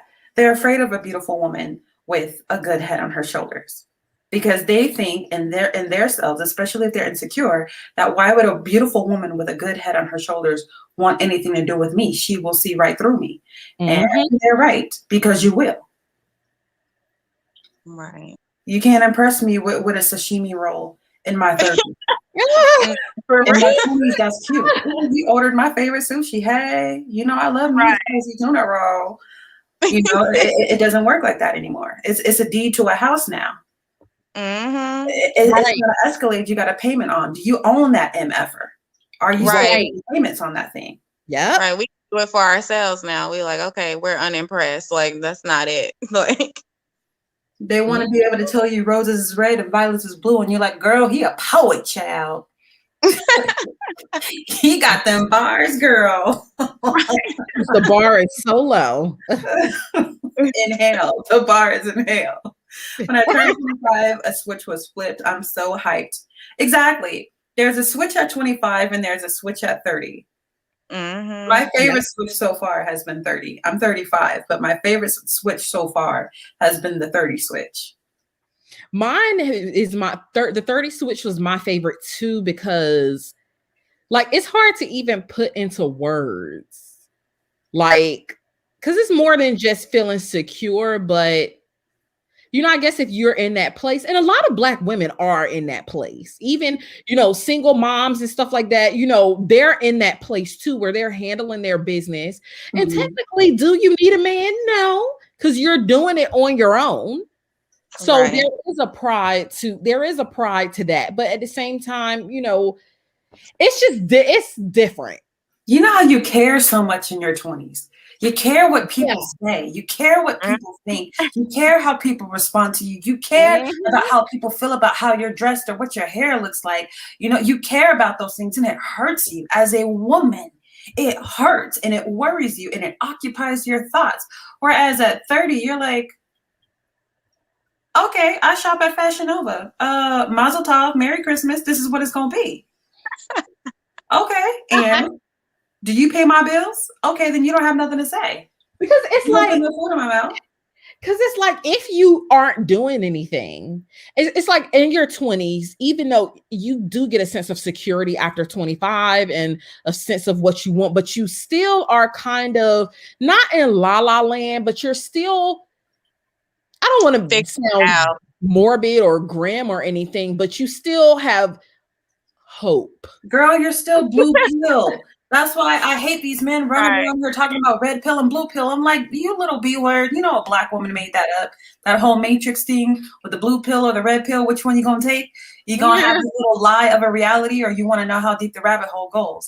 At 30, that pill, even if you took a blue pill, it's gonna start turning purple and then finally red when you really realize what reality is. You're still, you know, mad at Disney on some Billie Eilish, mad at Disney because they tricked you and it had you wishing on a shooting star. Girl. Like when you wake up, it's like, oh, so this is what life really looks like. And you know, you think in college, oh, I'm going to be married by 23, I'm going to have 4 kids by 27, and I'm gonna, and it's like, oh, child, I'm so happy I didn't do that. As opposed to when you're, you know, 24, you're like, oh my God, I'm a failure, I'm gonna die. I wasted my life, I'm gonna die, and it's the end of the world. A lot of people, when they are under 25, they don't even see what 30 actually is. They have like, they think 30 is old until they get there. Until they get there. When they realize they still got abs, they still got muscles, they still fat, whatever. They're like, oh, I thought this was grown. I remember when I was a little kid, I thought 20 something was grown. Them are kids. Right. And it's really hard to explain because, like, generally I'm the same person. I sort of still have the same mindset that I've always had. Like, I've always had a strong sense of self. Even when I was in middle school, when I was a kid, I would hear my family members say, "Oh, I can't wait to see who marry you. Like, I can't wait to see who you settle with or whatever." And I'm just like, of course, as a kid, I'm like, okay, like, I mean, what's new? But like, it's different. It's like you still yourself, but it's like this growth phase of what reality is, and like coming to terms with who you are most of all. Right. And that you're going to choose happiness either way. You're not trying to please people. Listen, I don't care if I see a little kid on the street. I don't care. Like, if it's not like, selfishness is next level, because I'm like, it's always somebody looking to take advantage of you. No, I don't trust nothing. I think that's the unicorn in you, though, Danielle. I remember a long time ago on a live stream or an upload, you said something about how you were born who you are. And I never forgot that you said that, because I could see you as a baby being you now. Like, just that baby that people are like, you know, why is she grown? Why does she think like this? Did you see the way she looked at her daddy? Why is she only 3 months old, rolling her eyes? Right? Like I can see that on you. But like a lot of like the rest of us, oh, no. I had negative zero sense of self in middle school. I didn't start to develop a sense of self until 18, didn't have one, or I developed one at 17. It was developing, had one at 18, and then it changed rapidly. And a lot of women go through that. And Danielle, you've got a great dad. And that's not what the majority of us are dealing with. You got a great dad. Like, I remember stuff that you say about your dad, because it's just inspirational to listen to you talk about him. So I definitely think, you know, that's your leg up and your unicorn on, you know, on some of us. What was I going to say? I was going to say something. I forgot. Let me go on mute until I realize it. Elise Harris, oh no, she was atting her, but Anne said that when she was 25, she had a Black man follow her into the bathroom and had to file 3 police reports on harassment. Like, what? See, and this is why I don't. This is why I don't like. It's crazy out here for us. Men are so entitled. Men are so entitled to women's bodies and women's time for some reason. And it's like, it's really time that we, especially Black women, get really aggressive with protecting our own time and ourselves. Like, I don't care if I don't get married. I don't care if I don't have a man. That don't mean you don't want one, or if a good man do come and y'all are compatible, you dump him. No.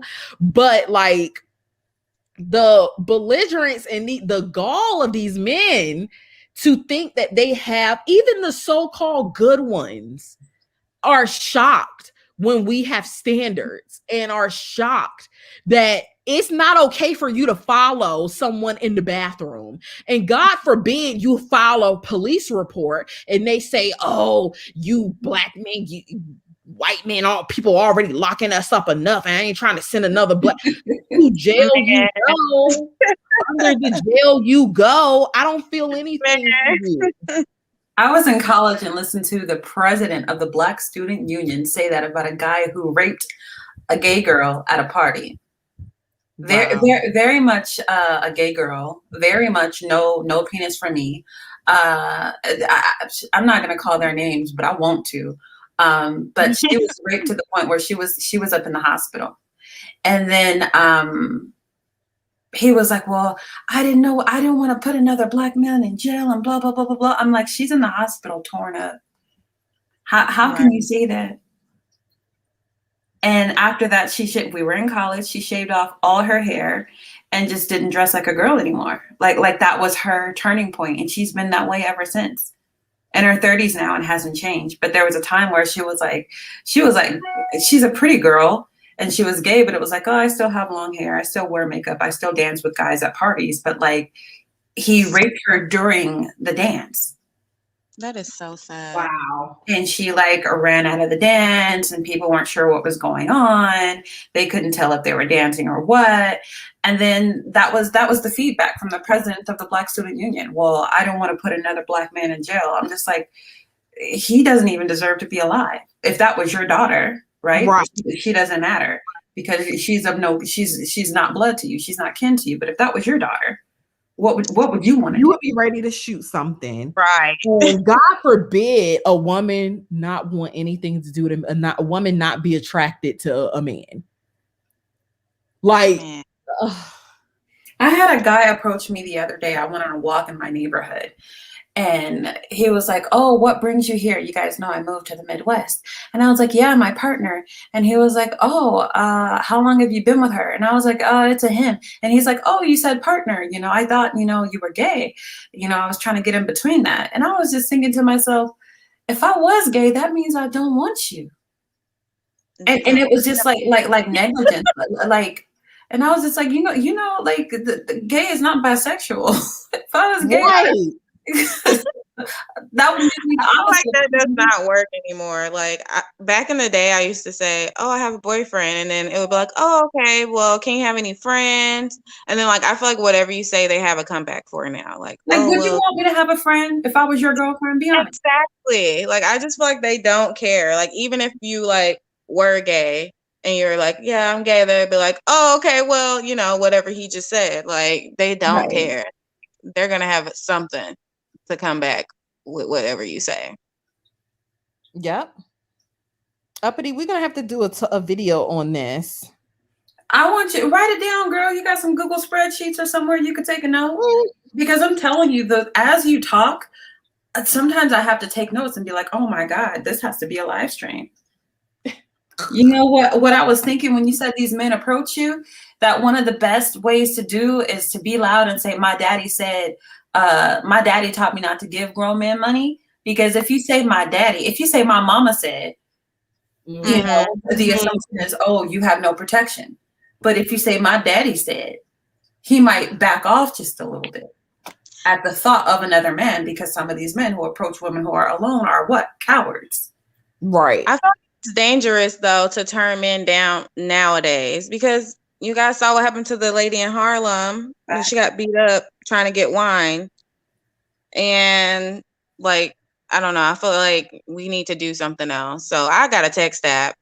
So worst case scenario, you get the text app number and I never talk to you. And they're gonna call. They're gonna call you while you exactly, because you can't even give them a fake number now. You gotta like have like something. Like some type of plan, because if you turn people down nowadays, they hit you with skateboards, child. They beating you up, trying to bite your eyeball out. Like, it's too much going on. Like, this is what you do. I was crying at this comment. You said they ask you for money, they come up to you, throw a quarter over their shoulder.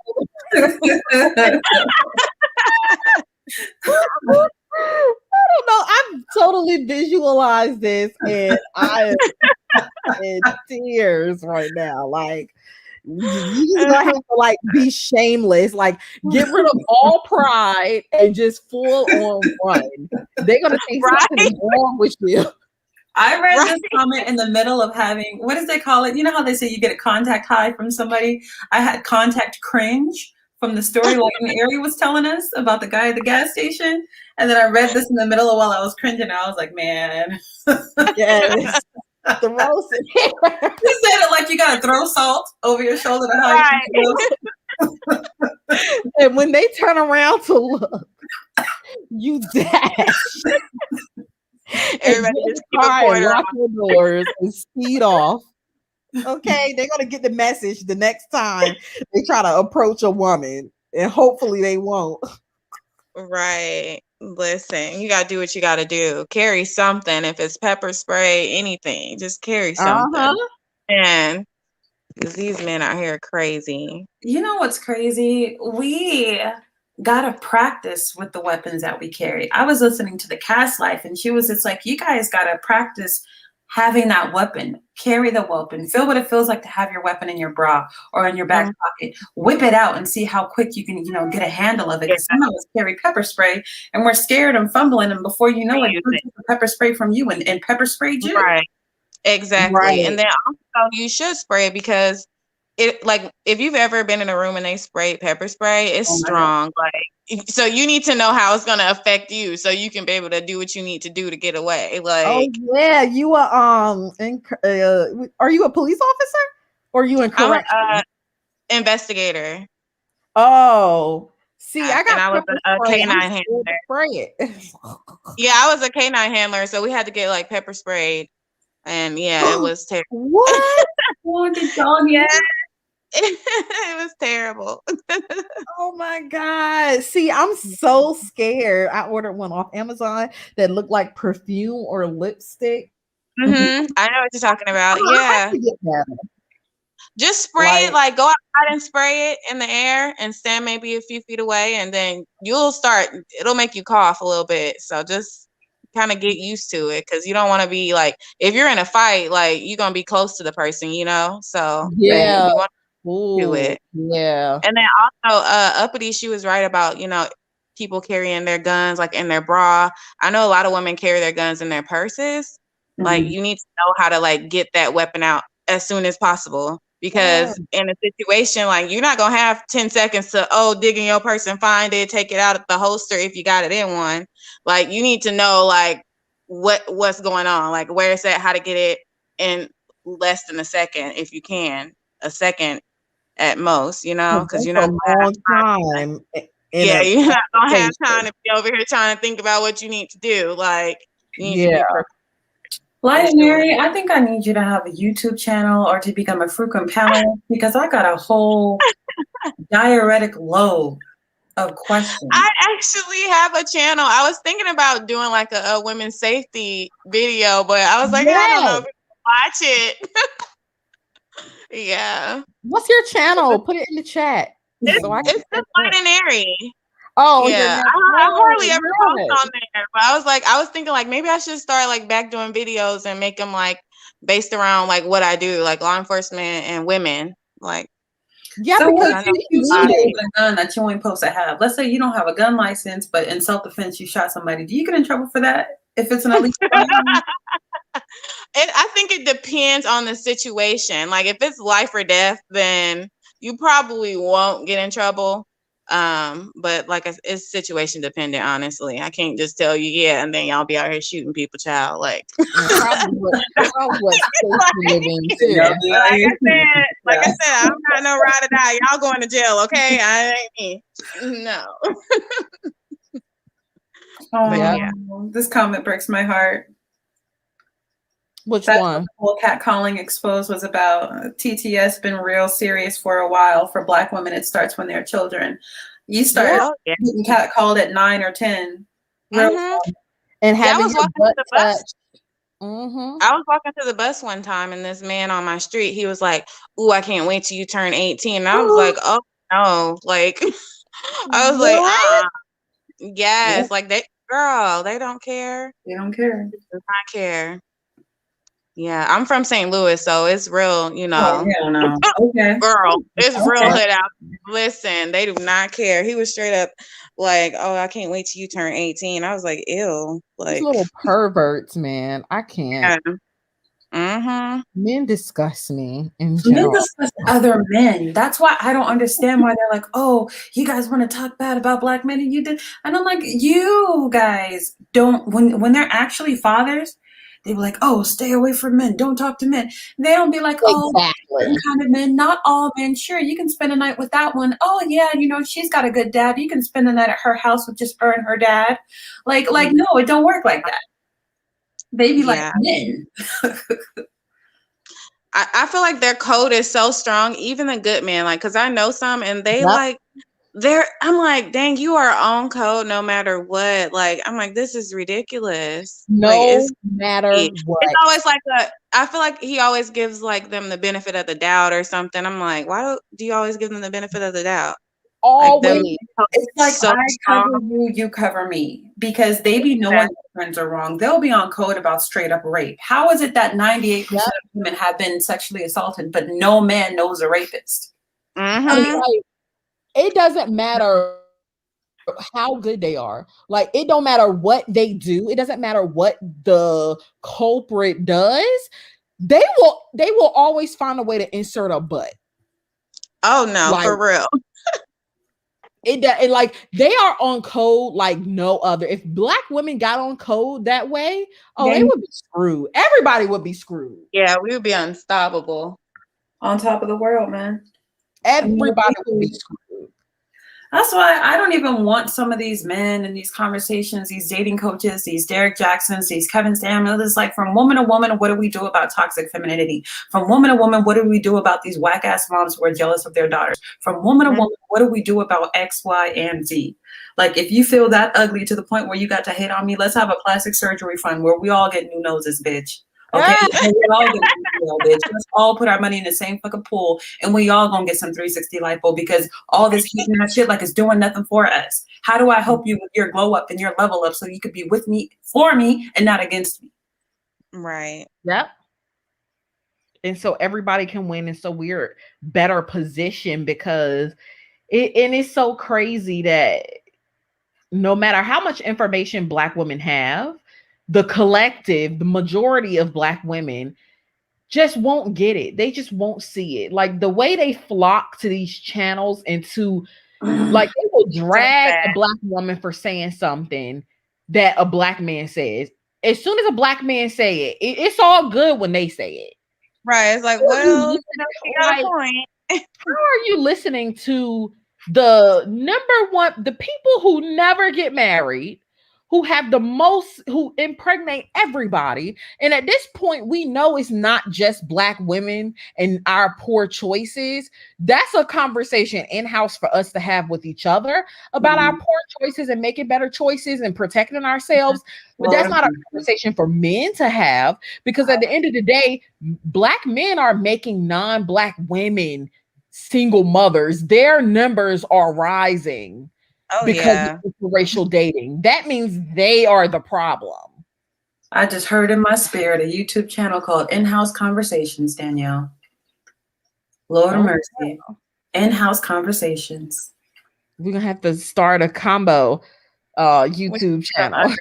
And trying to get what we need to do. African American women need to be addressing African American women and put everybody else to the side for a while. No offense, Caribbeans, no offense, Africans, but honey, we need to sit down and have a powwow. Because I think we light in there. Are you African American? Yeah, I am. Because like I feel like we have a unique experience that other people don't have. And I think it's important for all of us to be on the same page in America, all Black women to be on the same page, especially in America. But like, we have a unique set of circumstances, because at the end of the day, our roots and heritage is from a country, a non-Black country that we were enslaved in. Like, it's very different from everyone else's, even Caribbean people, and even South American Black people that are descendants of slaves. They're having a different experience. Right. Danielle, have you heard of that quote that says to be African American is to be American without privilege and African without knowledge? Or no. But so we don't remember our African heritage, and we don't have any American privilege. So that is so profound, and like the exact explanation of who we are. And the thing, I done made a thumbnail for a video. I just didn't do it yet. For girl, you got the thumbnail Holy Spirit on this one. Because that is something that I want to talk about, because like people don't, and I think we have a particular knowledge that other Black people don't have, especially in this country, because we know things that they don't know because of our history. We know how white people think. We know. So when a lot of immigrants and stuff come here, they have this idealistic mindset that we don't have, but they learn fairly quickly because They the learn fairly millennial, quickly, but they attack us for trying to teach them, for trying to bring them up to speed. They'll everybody else, we're the easiest people to attack. We're the easiest people to target, just like, you know, the LGBT community does to us, just like Black men do to us, just like every other race of people. Black women and Black people are in particular the easiest people to attack. So yeah, it's easy to step over us. It don't take very much to step over us, even though we're literally the foundation. Right. So it only takes one step to step over us. Really But without us, it all crumbles. Absolutely. We're the foundation. We've been the foundation, like, of the country. I was telling somebody, if your founding fathers are white, you better believe Mama America is Black. Is a whole African American woman, period. There is no discussion about it. I don't want to hear it. Really quick, a Mocha Mommy and Love Wisdom. I never want to see you guys in a chat when there is a panel of Black women. There is no reason why you shouldn't be on every single panel of Black women. There are very few women I have listened to speak with the knowledge and the diction of you two women. Mocha Mommy, why are you not asking for the link? Love Wisdom here. Why are you not asking for the link? Lord have mercy. These women, y'all might need to be in-house conversations. Oh yeah, oh yeah. Why we start a whole panel channel. Panel channel. Panel channel. Panel channel. Called in-house conversations, because I feel like this stuff, like, I recognize like the benefit of all of us being on the same page, but because we're the foundation, I think we, like Black American people and Black American women specifically, we're the foundation of the economic society, period. Like the way the world runs because of Black women, essentially, even if it stems from slavery and stuff. The way it runs, definitely the way the United States runs, and the United States is in control of a lot to some degree. But it's like, come on. And people think that it's easy, but anyway, this is a whole nother topic. I'm not gonna go on a tangent because this is a whole different video. Girl, you take the notes and create you some live streams, and we just gonna be up here until somebody, you know, open panel channel. What was it? Panel powwow. What do you call it? What was that thing you said, Danielle? In-house conversations. House conversation. You said that. Well, I did say it, but you said the name of the channel. Yes, in-house conversations. An open panel channel, honey. That's it. We're gonna have to discuss this off of YouTube. We can have off YouTube, but Mocha Mommy and Love Wisdom, please know that you have already been made a part of that conversation. You do not have a choice in the matter. It's delegated to you. Merry Christmas, Happy New Year, Mazel Tov, and Eid Mubarak.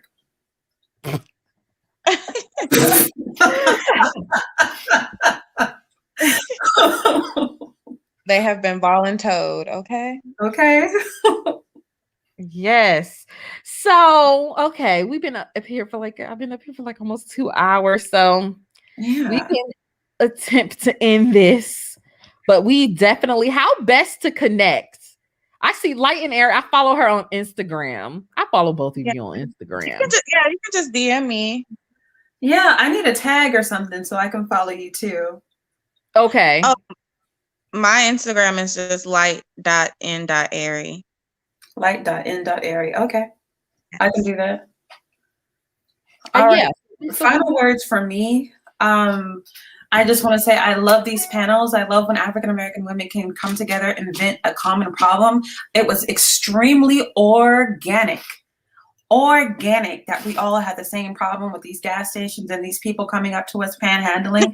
These are things that I love that we vent about, but I also love for us to, at the end, come up with at least a proposed solution, like this whole in-house conversations, open panel channel, helping people get on the same page to have some kind of a code to pull ourselves up from our own bootstraps out of some of these nasty situations we find ourselves in.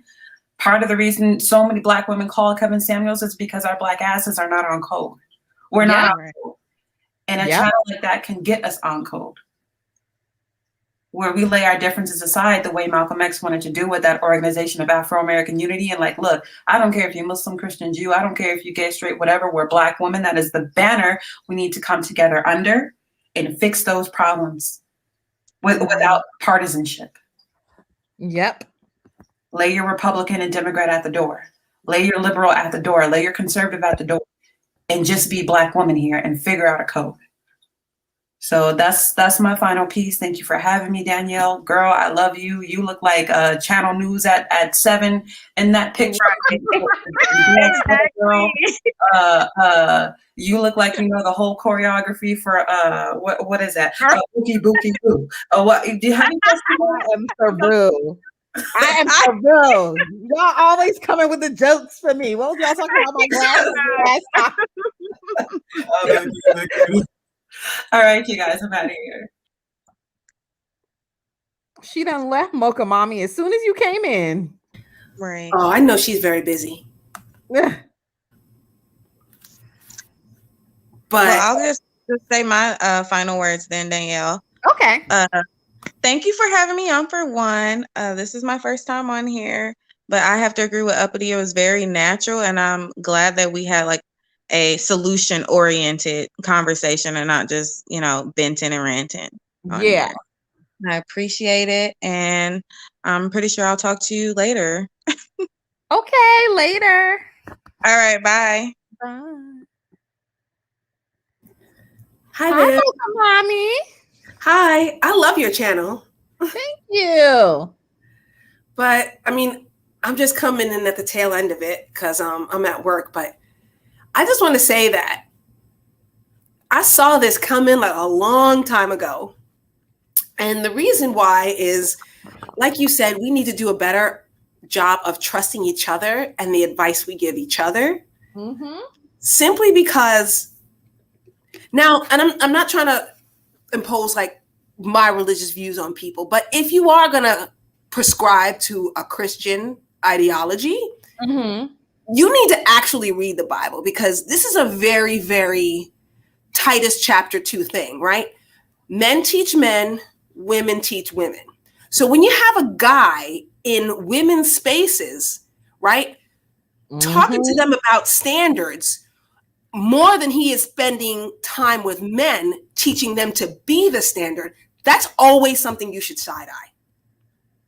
That is always something you should side eye as a woman. Always. Yep. And they're quick to talk to you about being a Proverbs 31 woman. Okay, the man in Proverbs 31 was getting respect from the elders at the city gate. Why are you in my kitchen? So you got to question these men who are always up in female spaces. Always side eye. I mean, him, Steve Harvey, all these other guys who are in, because it's only a matter of time. You guys have got to make sure that you are leaning more on your sisters, because these guys can come in very easily and exploit and violate boundaries. Please, ladies, just always, that should always be an immediate red flag to you. Yep. And I don't even know if like it is a red flag for a lot of women, but it definitely should be, because it always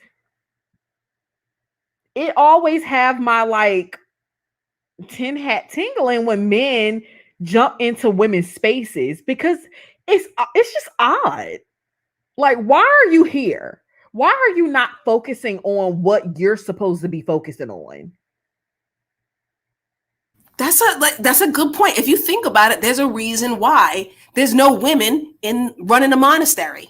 There's a reason why there's no priest in the nunnery. This is the reason why every church got to have a first lady. Like, this is the reason why you got to stay in your lane. Now, if he wanted to have something like a Woman Wednesday where he would give like advice from a male perspective, like once a week or something like that, but no, he was always in our business, and you've got to watch out for these guys. Yes, constantly. And your whole entire platform is based around what women should and shouldn't do. And even though he kind of, dipped it in sugar and spice, and his delivery was nicer, and he would, rag on men, but at the end of the day, you're still trying to tell women what's wrong with them and saying, well, you shouldn't choose, you're choosing bad, which is basically what he have been saying. And how many people have actually had productive relationships from his advice, from his mean advice? I mean, even so, like, shouldn't you question, if you got all this advice from me, why aren't you out there fixing the problem with the male demographic? Like, why are you not? Because it's like, and what frustrates me so much, even when I do talk to men, it's like the more I talk to men, the more I see how delusional they are. Like, we could read the same statistic, because we all know what the statistics are, right? So we read the same statistics, and then they just fabricate information and make it up. Because at the end of the day, Black women make more money.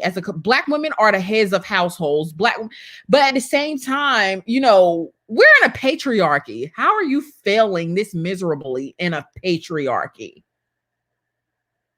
Because if me as a Black woman and a Black man, we have the same job, the odds are they're going to pay the Black man more money. However, Black women tend to get promoted. Black women tend to work harder. Black women tend to keep jobs. So it's like, that's why I don't even bother being in men's business. And I don't like when men are in women's spaces trying to tell us what we're doing wrong, because most of them aren't even admitting, they can't even in a straight one sense, they can't even say what men are doing wrong, or they won't say it. Because like it's already said, they are on code for real. I don't know. I mean, I know, like, this time of year, typically my husband, he runs a little business from the house where he teaches like private batting lessons, and he'll do athletic training for, baseball players. Mm-hmm. And when I see how he snatches these little boys up, I'm like, ooh, I just bring the Gatorade and mind my business. You know what I'm saying? Like, I got to let you handle this. Right. And a couple of times, I was out there, of course, I'm just like collecting like the little registration forms, whatever, for this workshop he was doing. And this one little boy was talking about this, Title IX this and Title IX that. And why did the girls get new equipment and the boys not get new equipment? Well, the boys made the playoffs 2 years ago, and then the girls didn't. So they had to kind of even it out because of Title IX. So the girls got new equipment. And he was like, well, the girls get new equipment. And my husband was like, okay, let me tell you something right now. This ain't got nothing to do with Title IX, but everything to do with your Xbox One. Put that video game down, because if you spent more time in the batter's box than you did on the Xbox, you wouldn't be batting the way you did. And I'm like, ooh, let me go get the Gatorade. Like, you see what I'm saying? You got to let them handle each other. Like, you've got to let them. And when a man is in a woman's space telling you what to do, why are you? Listen, that should be a red flag. Yep. But they ate up every word this man would say. Every word, every meme, every post, they were eating it up. But women don't know anything. And now when everybody, and because they had so much faith in whatever he said, now everybody is shocked or upset that he cheated, or that he borderline cheated, or whatever he did. Like, why? You shouldn't have thought so highly of him in the first place that you were surprised. I think sometimes, like, you're right. like red flags should have been going off. But if you really think about it, like to believe in a person, to support a person, I mean, that's kind of what feminine energy is. That's kind of what women are kind of built to do. We're supposed to believe in you. We're supposed to support you. True. We're supposed to have your back. But the fact that somebody would go and exploit that just goes to show you how really, really, I don't want to say evil, but just how really malintentioned that person already is. So, you know, when they say choose better, why are you not encouraging them to be better? You know, and I think that that's just the problem. And I mean, and as far as like the statistics are concerned, I mean, I know Benjamin Banneker rolls in his grave every time, because I know we are not this bad at math as a people. We can't be. We can't be. We can't be. Like, I want to give them the benefit of the doubt and just say they're being manipulative and they're not that dumb, because they can't be that dumb. If you're talking about, 85% of Black men marry Black women, but how many of y'all are actually getting married? How does that not make simple math sense to you? If it doesn't matter, if 2 Black men get married, that's all. Well, like, that's why I don't even like talking to men, because they play so many games and they just flat out lie and they talk around in circles. Because if 85%, we all know 85% of Black men marry Black women, but that's great. But if 5 Black men out of all Black men get married Black women, or will marry Black women, but only less than half of them actually get married, what does it matter? It doesn't matter that most of you marry Black women. Most of you don't get married. Yeah, what is it? The 60% of Black men who never get married at all. Like, that's the biggest problem. That's the problem. Y'all don't want to get married. Y'all don't see the value in getting married. And they also can't put 2 and 2 together, that married men are more successful. Married men make more money. Married men are happier. That's why they miserable and poor and broke and trying to compete with Black women and losing. And I'm at work now, and just kind of through this pandemic, like, look how many times, you know, hospital stays are getting shorter and shorter. That means you're going to need somebody to pick up those prescriptions. That means you're going to need somebody to drive you to therapy and those follow-up visits. Yeah. Your boys ain't going to be that for you, no matter what you think. And this is one of the reasons why also, you know, their homeless rate is really high. Think about it. Black men are only 6% of America's population, but 45% of America's homeless. That's crazy. Why is that? Because you're so busy squandering your youth. You're so busy not building families, not building homes, that by the time you are of a certain age, you don't have you have no safety net. You've built no safety net for yourself. And so it's a real unfortunate situation. Yep. And they put so much value. They don't even make the connection of the value that they put in non-Black women, because of the work that non-Black men do to provide the space for their women to thrive. You know, they would think they would be kneeling at our feet, because we thrive without anyone's help. And then, God forbid, white men see value in Black women like Goldman and Sachs, because their white men are going to invest their money in what's going to make them money. Black women are going to make them money. So investing in Black women, they'll get their money back tenfold. So you would think if they were smart, they would be kneeling at the feet of Black women, not trying to compete with us, but they're men. So competing is natural. They're just trying to compete in a race that they feel better. They're not winning. So they're still competing in a race that they're not going to win, but they know Black women are trying to please them. So at the very least, we'll make them feel like they're winning. They're not going to get that with Brad and with white men and with non-Black men. They're not going to get that. And, you know, I agree. But even before the Goldman and Sachs thing came out, I had did like a video about like the hair and beauty industry and just how many Black women are having these logistics and having these e-commerce problems when they get into these industries. And the difference between places like the Lip Bar or Melanin Hair Care versus like Estee Lauder or OPI Nail Polish or the Honest Company, right? The difference is the amount of support that they get from their respective communities. And I did this before Goldman and Sachs came out. And then all of a sudden, I go talk to my soror and I'm like, what is this about? Because I know she does something similar with Bank of America.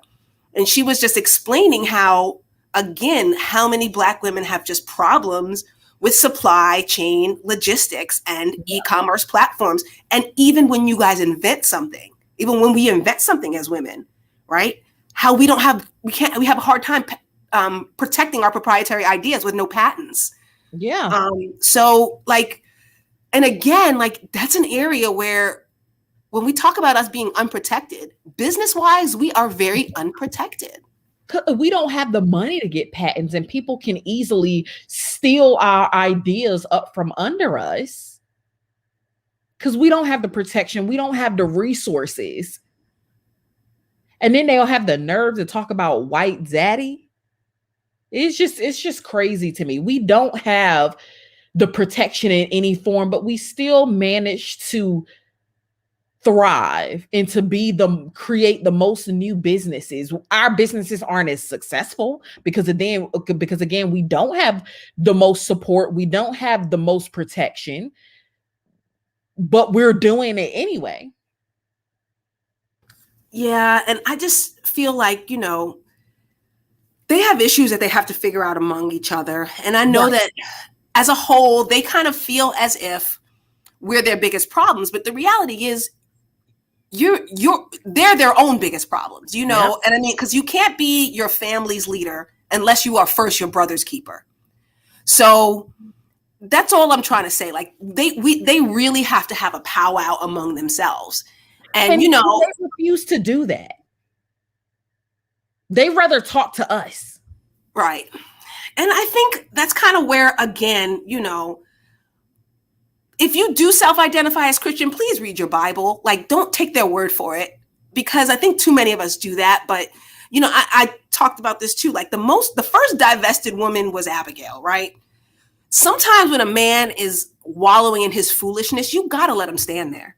That's the best thing you can do for him. And you got to let God deal with that. And this whole thing with, Derek Jackson or whoever else is going to come out, because it's only a matter of time before all the dominoes start to fall, right? Right.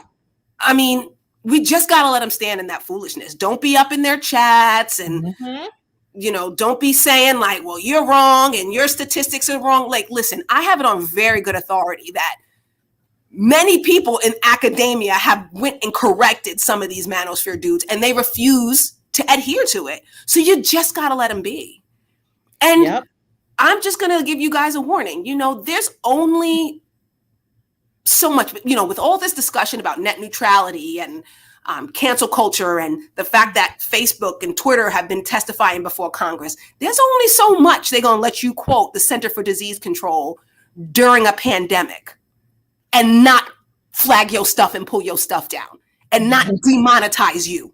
Listen, you got to let them stand in it. You got to let them stand in it, and you got to let them hit that rock bottom. You have to leave it alone. I totally agree. And that's the ultimate solution for us. It's the only thing that we haven't tried. And it's the solution at this point, because everything else that we've tried haven't worked. And they're also men. So they have to pull themselves up, and we have to stop trying to be a safety net for them because they don't appreciate it. They don't enjoy because they're men. So, and we have to back off. But yeah. Because people have been asking me like, well, what do you think about this? What do you think about this? And the answer is I don't. Like, you know what I mean? I'm not going to deal with this, right? You know what I mean? We've got a whole thing going on in our home. We've got children to raise and bills to pay, and I've got patients to take care of in this hospital. I don't care what some dude is talking about. Like, because first of all, he shouldn't be talking no-how. So I don't care what he says. He shouldn't be in this space speaking anyway. Him or any other. If he's not about fixing the men, if he's not about training up the men, there's really not much you can say to me. So our whole goal is, I hope the lesson from this is that, yes, it's great to be supportive and to believe in a man, because a lot of times they don't have that, right? Right. Especially from each other. But at the same time, you really gotta let them stand on their own 2 feet. It's the best thing for them. Yep. And they appreciate it more because I've seen it happen. They may be upset, they may lash out, but ultimately they're men, and we have to let them go and let them do it themselves and stand on their own. And and I just think about just like what's happening at my house right now. Like, I would very much like to say to those little boys, like, baby, don't be so hard on them. But in reality, some of them need to just be snatched up. Some of them don't have a dad at home that's going to do that to them.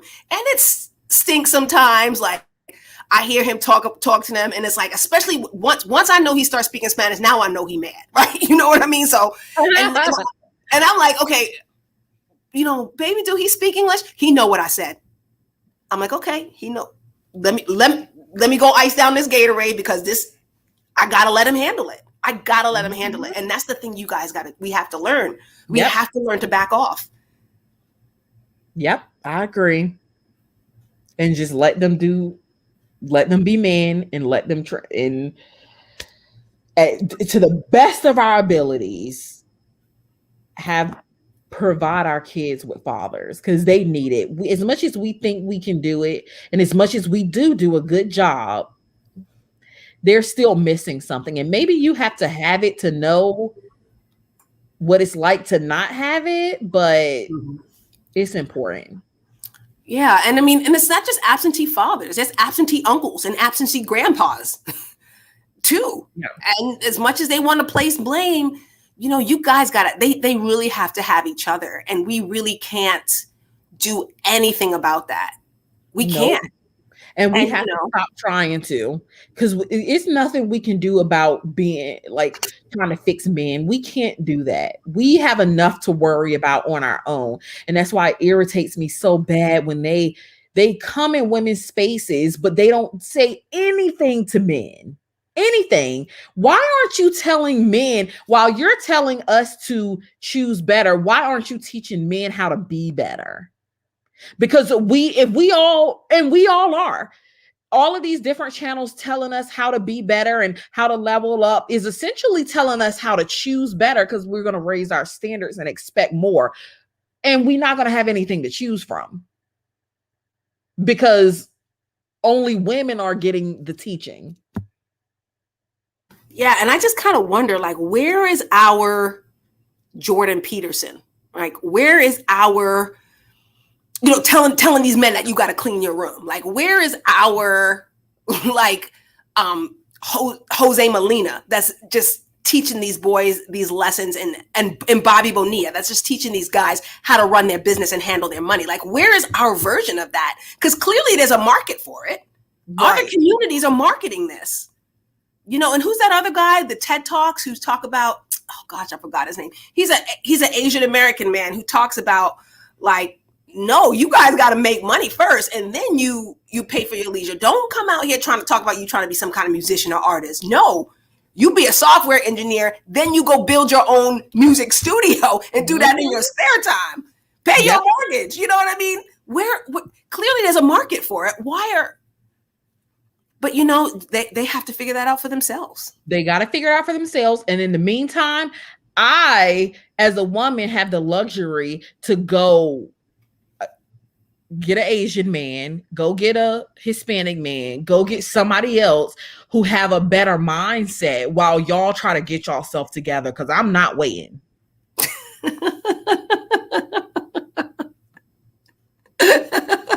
I'm so glad you said that. Like, because because I'll get them. They ask.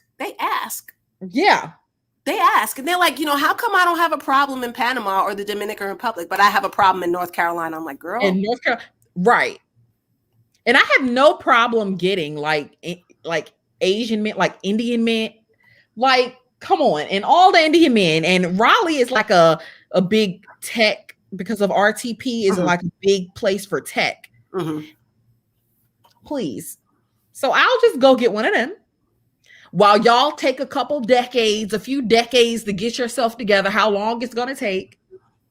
And that's a good span of time. Assume if it's 20 or 30 years, that's a good span of time. Because if the track record is any accuracy of the future, it's going to take y'all longer than that.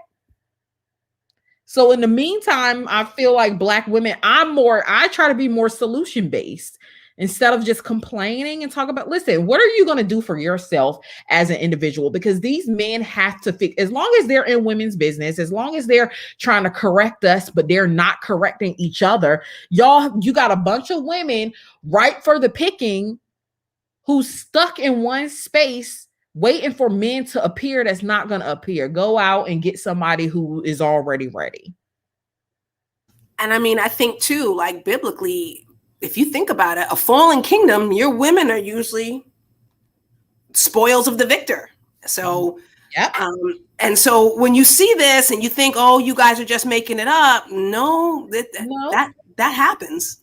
That happens. Your women become spoils of war. And right now you guys are losing the war. And I think this is kind of why we as women, we have to learn how to trust each other and understand that when we speak to and about each other, make sure that criticism is constructive and it builds them up, as opposed to tearing them down on behalf of a group of men who are already pretty good at doing that, right? So if I'm saying to you, hey, sis, you want to get your money right, you want to make sure you're financially literate before you start having these hypergamy discussions, maybe you might want to work on your own financial literacy, right? Because a lot of guys are not going to find that attractive no matter what race he is if you're not financially literate. Now that's constructive criticism. I will never ever talk about you only worth $5 and you were broke.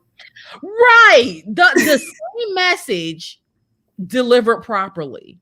One is delivered properly, one is not. One is delivered disrespectfully and to be belittling.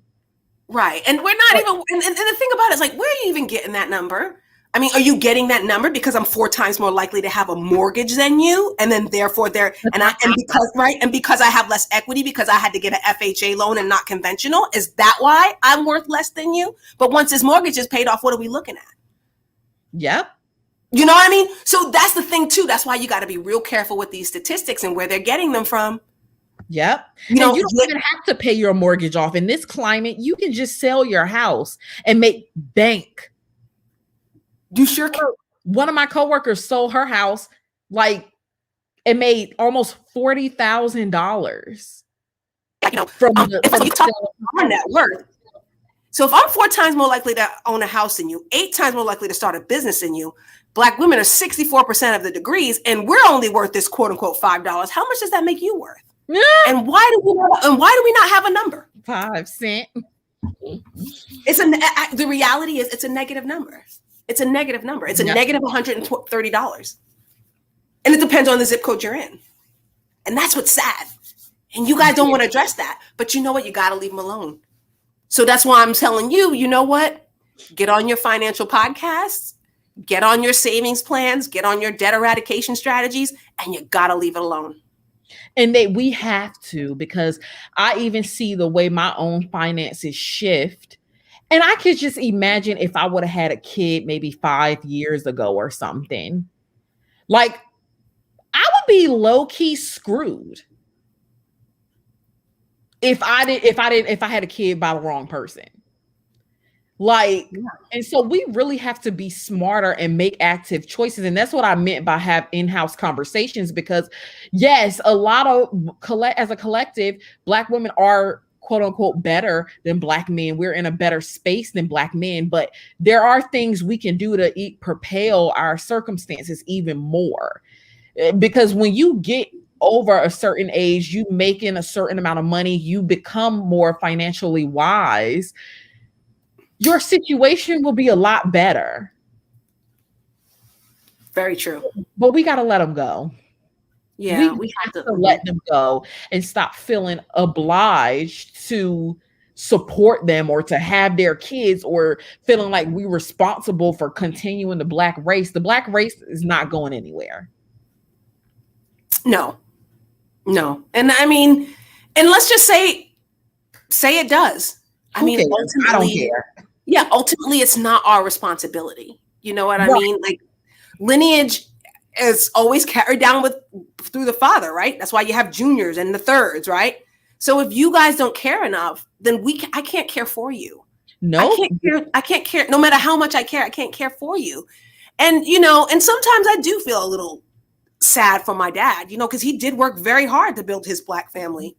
And my older sister decided to remain single after she got her divorce for the same exact situation. Because let's stop acting like it's just the Pookies and Ray Rays who are out here making these outside babies and having these affairs, okay? Facts. All right. If those of you in the Divine Nine, you know good and well there's a lot of Omega Psi Phis and A Phi A's who are baby daddies too. Okay? They are trash too. It's a culture. Okay. You got Kappa Alpha Psi's who are out here talking about how welfare kicked them out the home, but then they the first one to ask if they can put their girlfriend on CHIP or Star Medicaid when they had that baby because they ain't about to marry her, put her on his insurance. Yep. So, you know, and I feel bad. Like, that's kind of the end of my dad's like Black family. You know, my older sister decided to stay single and she's childless. Her husband was not, but she is, you know, and, you know, and I married somebody who, and my kids just closer identify, you know, with their dad's culture because of maybe because of just the activities they choose. You know, they were raised bilingual, you know, they have a super hands-on dad. And it's not like they don't acknowledge their Black side, because they certainly do. But it's just when you see like now who their friends are and the life that they choose, and even the boys who knock on the door to go take them out now that they're teenagers of dateable age, you know, that's kind of the end of the line. But you know, I wonder why that's why Black men are so subliminally upset, and maybe even Black women and Blackistan when Black women date out. Because the man is typically the leader of the household. So of course your children would be more apt to take on his culture if he has a Hispanic culture. Of course they are. So that eliminates kind of the power to the people Blackness, sort of, which I don't have a problem with. I don't care, because at the end of the day, we're spiritual beings anyway. This world doesn't mean that much to me, so I don't care. As in, like, it's great to have a lineage, don't get me wrong, but like, we'll just go down in history as the Black woman who was on YouTube getting Black women together and they went extinct. I don't care. Either way, we going down in history, right? We'll back up. Yeah. and I get it. I mean, and it's like, I get it. Cause I wanted to be like my dad, right? Growing up, technically I did choose a guy that's like my dad, because he's still outgoing. He's still very athletic. He's still a funny person. He's still a hard worker and very industrious, just like my dad. And so now they're going to choose a guy who's like their dad, who's who's hands-on, who, you know, he spoils them a little bit. That's, you know, but, you know, and think about it. He's coached their little league the whole way. And then, so what are their friends going to look like? You know, that's just unfortunate, you know? So, you know, the little boy who coming by, you know, knocking on my youngest daughter's door, I was like, oh Lord, here he come. You know, he's been sitting around for a while. You know what I mean? He's a picture, and he's adorable. He's so cute. I love his family, but, you know, and my dad saw that too. Like when we would take him to games and they were like, oh my gosh, Carlos Correa is so cute. And my dad was like, what? But that's just how it is. You know what I mean? Because he looks like their dad. Mm-hmm. And, you know, and it's just, you can pray for him and, you know, root for him. But I got to do that at a distance because I got to protect me. Yep. And that's the lesson we need to learn. And we're learning it. I'm going to give us credit. We're learning it because there hasn't been a time where Black women was doing, as much work about it. We've always complained about it. It's always been a problem. But it's actively changed. You can see, which is why we get so much pushback now. I agree. Because I think the girls at Gen Z, I don't think, them girls don't care. Like, they Gen Z girls don't. Hunty, loyalty to themselves only. And I love it. Yeah. That's what I teach my little cousins, my nieces and stuff. Listen, you first. And it's so crazy how early we start getting the messages that, non-Black men don't like us. Like, they're going to call us the N-word. Like, all of this is so crazy. Like how early we get these messages, but at the same time, little Black boys want these things and they don't care about potentially being called any kind of derogatory name. It's just crazy. No. It's interesting to see, but yeah. I mean, because these little girls, they got TikTok and they kind of already know. Like, and it's sad.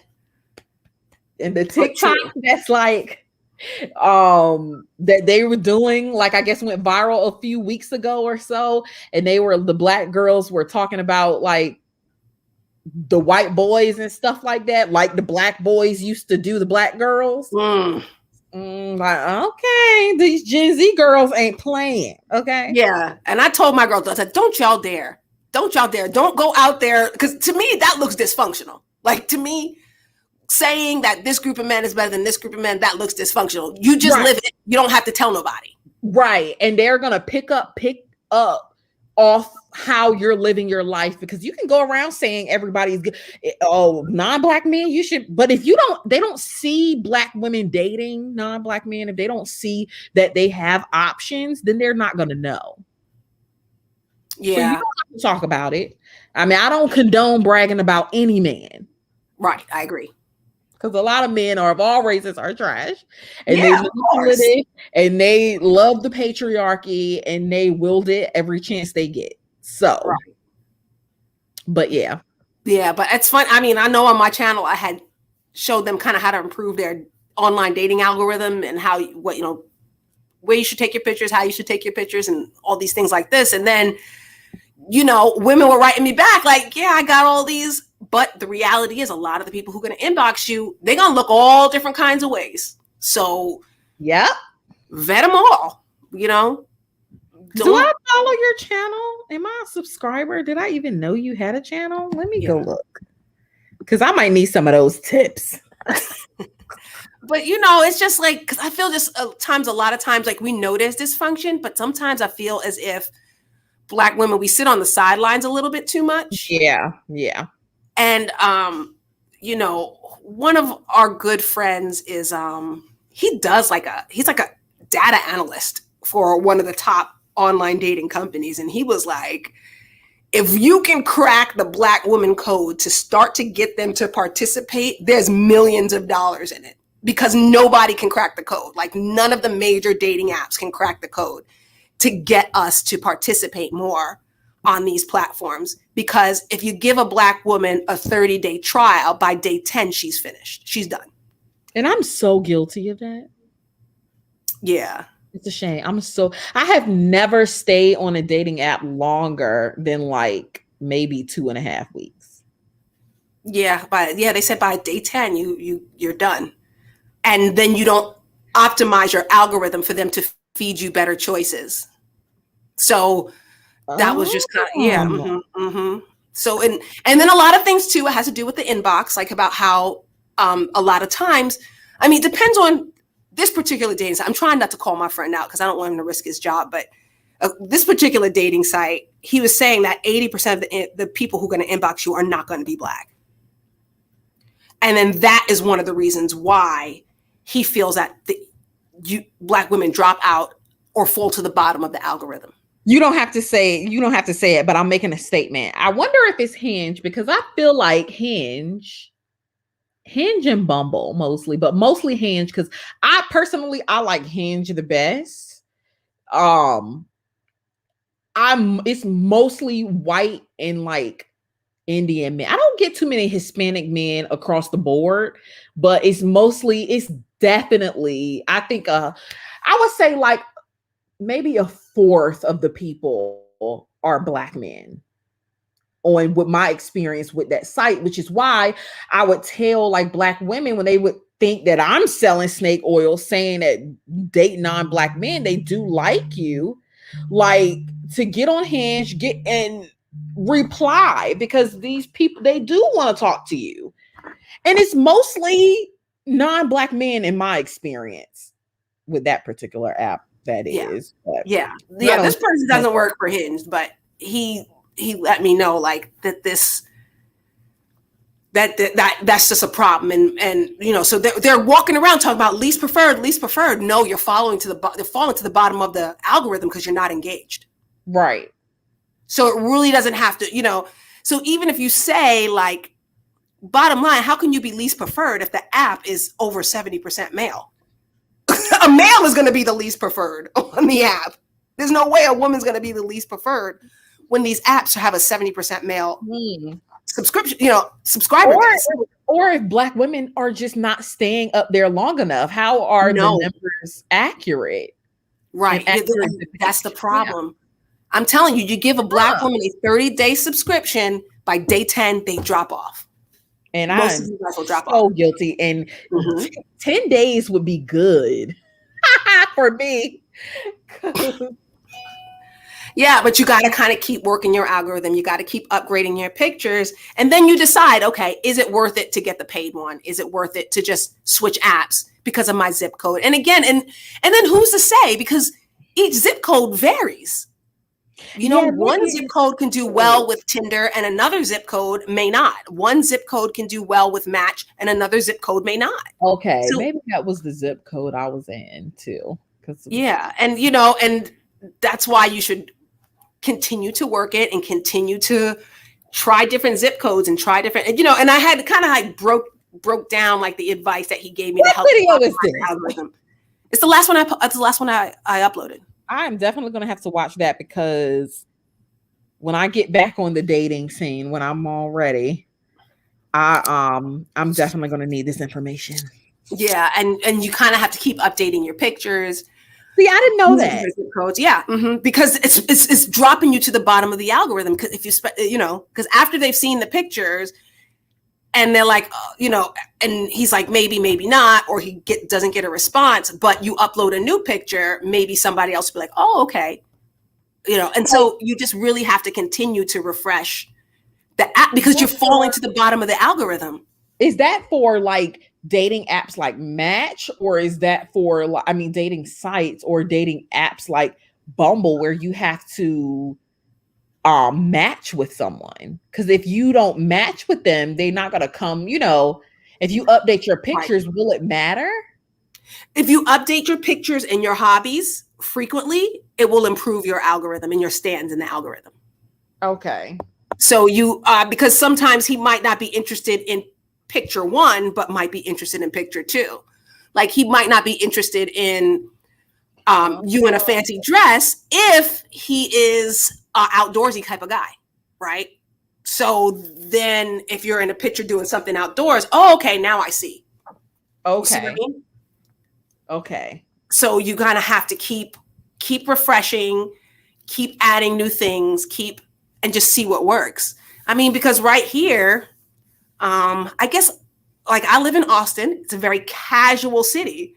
So if you take a picture and all of your pictures are like high heels, Sunday best, where you have, you know, places like Austin, Denver, you might not do as well as the lady, as the girl who took pictures outdoors because of the culture of the area. But if you did that in Dallas, okay. You know what I mean? Yeah. So again, that's why you guys have to keep playing with it, and you have to keep playing with it, and don't necessarily give up. And I'm not saying online dating is everything, because, you know, people meet people all kinds of places. So. Yeah, that's true. But I do feel like if you're not dating online to some degree, you're not really in the game. Especially in a pandemic. It's hard. I prefer to meet people in person because True. it's a different experience. I But at the agree. end of the day, dating online is like the new thing. So Right. it's hard to avoid altogether. Unless you're gonna really be out and about. Yeah. Yeah. And then where are you going out and what are you doing when you do go out? Right. And that's a whole other thing. Like, where do you even go? Oh, okay, watch my baseball video. Watch that one. Because Okay. that one right there, because I was like, that one I put the most work in and that had the least views, but I'm telling you, like, that's the game right there. Play ball in the game. Yeah. Mm-hmm. Watch that one. So because I'm telling you, that one has a lot. I mean, because I didn't know this too. Up here. Because I didn't realize this either when I did the research. Did you know that baseball has the second most amount of fans who are six-figure earners? They have more six-figure earners who watch baseball than golf. Wow. Yep. And they be giving away free tickets around here to games. Yeah. And you know what kind of fans they want? They want women. So even if you're going into these socially distanced sports bar situations, you'll notice they'll say, oh, we only want a certain amount of people, but women automatically get let in. Ooh, see, yeah, I'll definitely be watching your channel tonight. But thank you. That's an honor because I love your channel. Thank you. But I'm gonna go ahead and jump off of here so I can get Thank ready. You so much. You're welcome. Thank you. And we're gonna have to rendezvous all of us about this panel channel so we can get some things. Just be encouraging of each other. Be encouraging. Right. Exactly. Well, thank you so much for jumping on. I so appreciate it. So much valuable information. Okay, thank you. And you have a good night. You too. All right, bye, y'all. I'm about to go ahead and head out. I will see y'all in the next video.